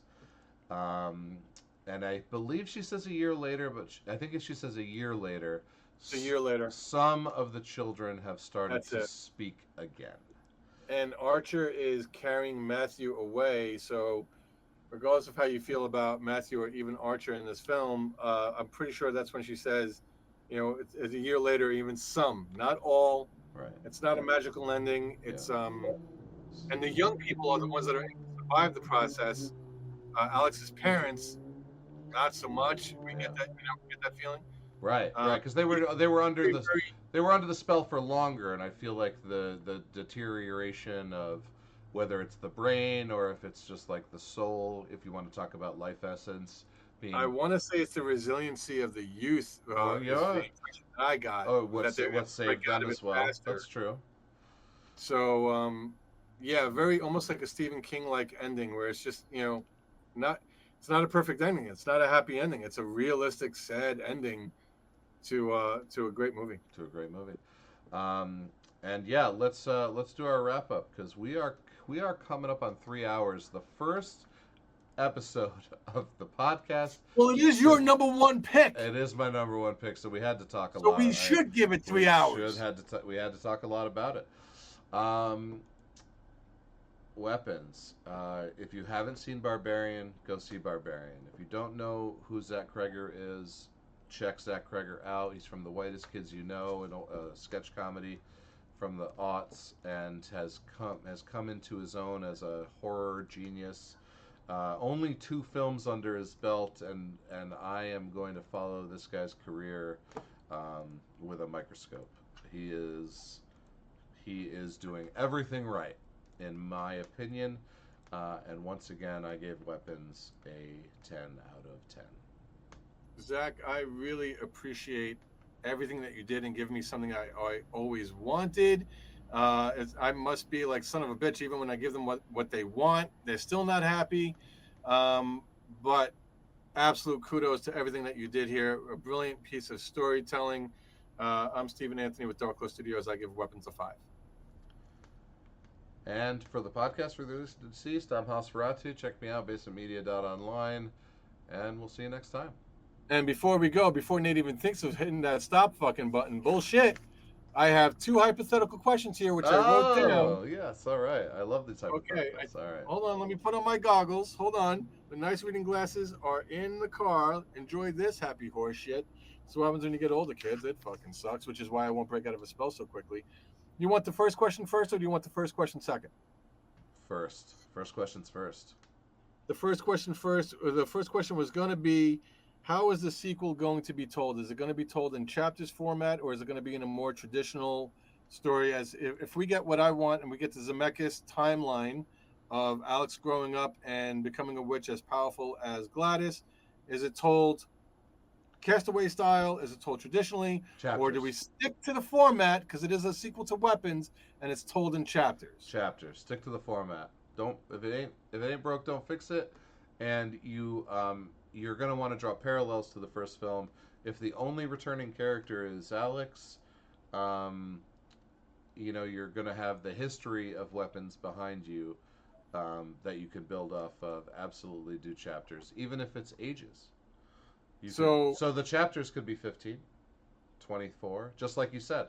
You made the chapters when you pitched the idea. So you just made an awesome segue into the second question, which is if you're going to do Top Gun Maverick, you follow Top Gun. So you follow the format of the original. So I thought when I was thinking of this, and I had that aha moment, the sequel chapters, since Alex is learning all the spells, but you talked about how his mind with the eating, so that was there. But presuming that there's more spells that he hasn't learned, or maybe even stuff that Gladys didn't learn, that he goes into uncharted territory, I thought the chapter headings for the sequel could be the spells. It could also be the ages that he learns them. Yeah, but, it could be the ages. So what we have here is let's take Gladys and build a hypothetical. Let's say she's hundreds of years old, and she learned this ability. She gained this ability in her twilight years, right? Because she doesn't look younger, from draining this life energy or whatever she's doing. She just sustains her life. But it's kind of been so it's kind of like unspoken that's definitely her motivation. She was disappointed when the parents weren't helping her, and she went to kids because if I'm not, the energy of these 2 adults isn't going to help me, the energy of 17 kids fucking better, right? Yeah, almost like who was the villain in Doctor Sleep? Rose the Hat. Yeah, Rose the Hat. Oh, she got the steam. I think it was. They didn't call Mystic for the steam. Yep, the steam. They got it from psychics. She was able to just get it from people, but similar. Yep. Not the same, but similar. It's actually the shining, is what she's eating. The shine. Because it's like everybody has it, but it's only activated in some people. Okay. So, and that's why people who use the shining are really good meals. They're really plentiful. Okay, I read the book and I loved the book.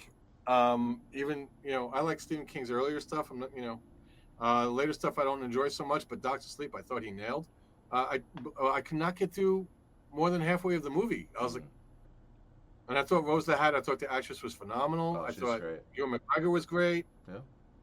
But the AA scenes, I'm like, okay. Yeah. I thought it was way better done here with the phone calls with Paul and Donna. I did love the how Danny grew up.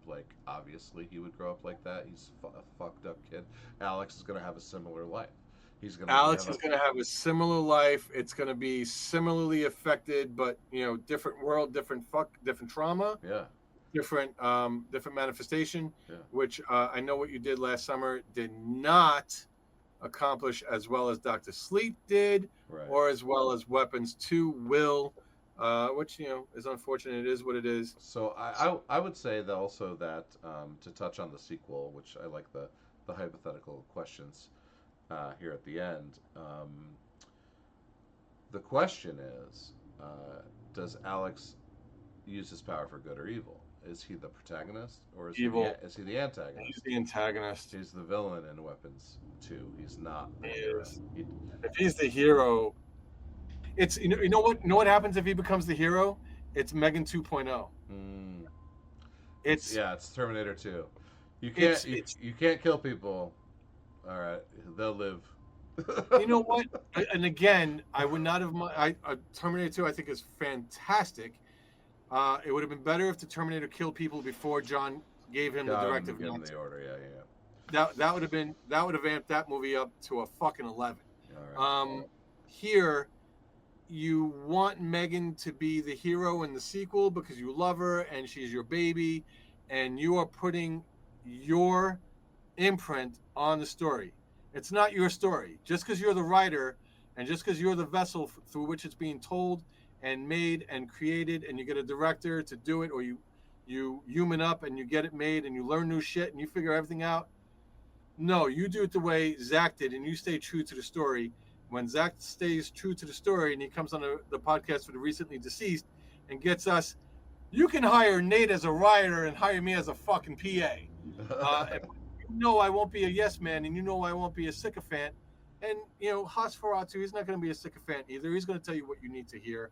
Alex is the antagonist in Weapons 2.0 when it comes out in 30 years from now. All right. Years from now. There you have it. Stay tuned 30 years from now for the podcast for the Recently Deceased review of Weapons 2. Absolutely. Ladies and gentlemen, I'm Nate Roberts. I'm Stephen Anthony. We'll see you next time. Thanks, guys.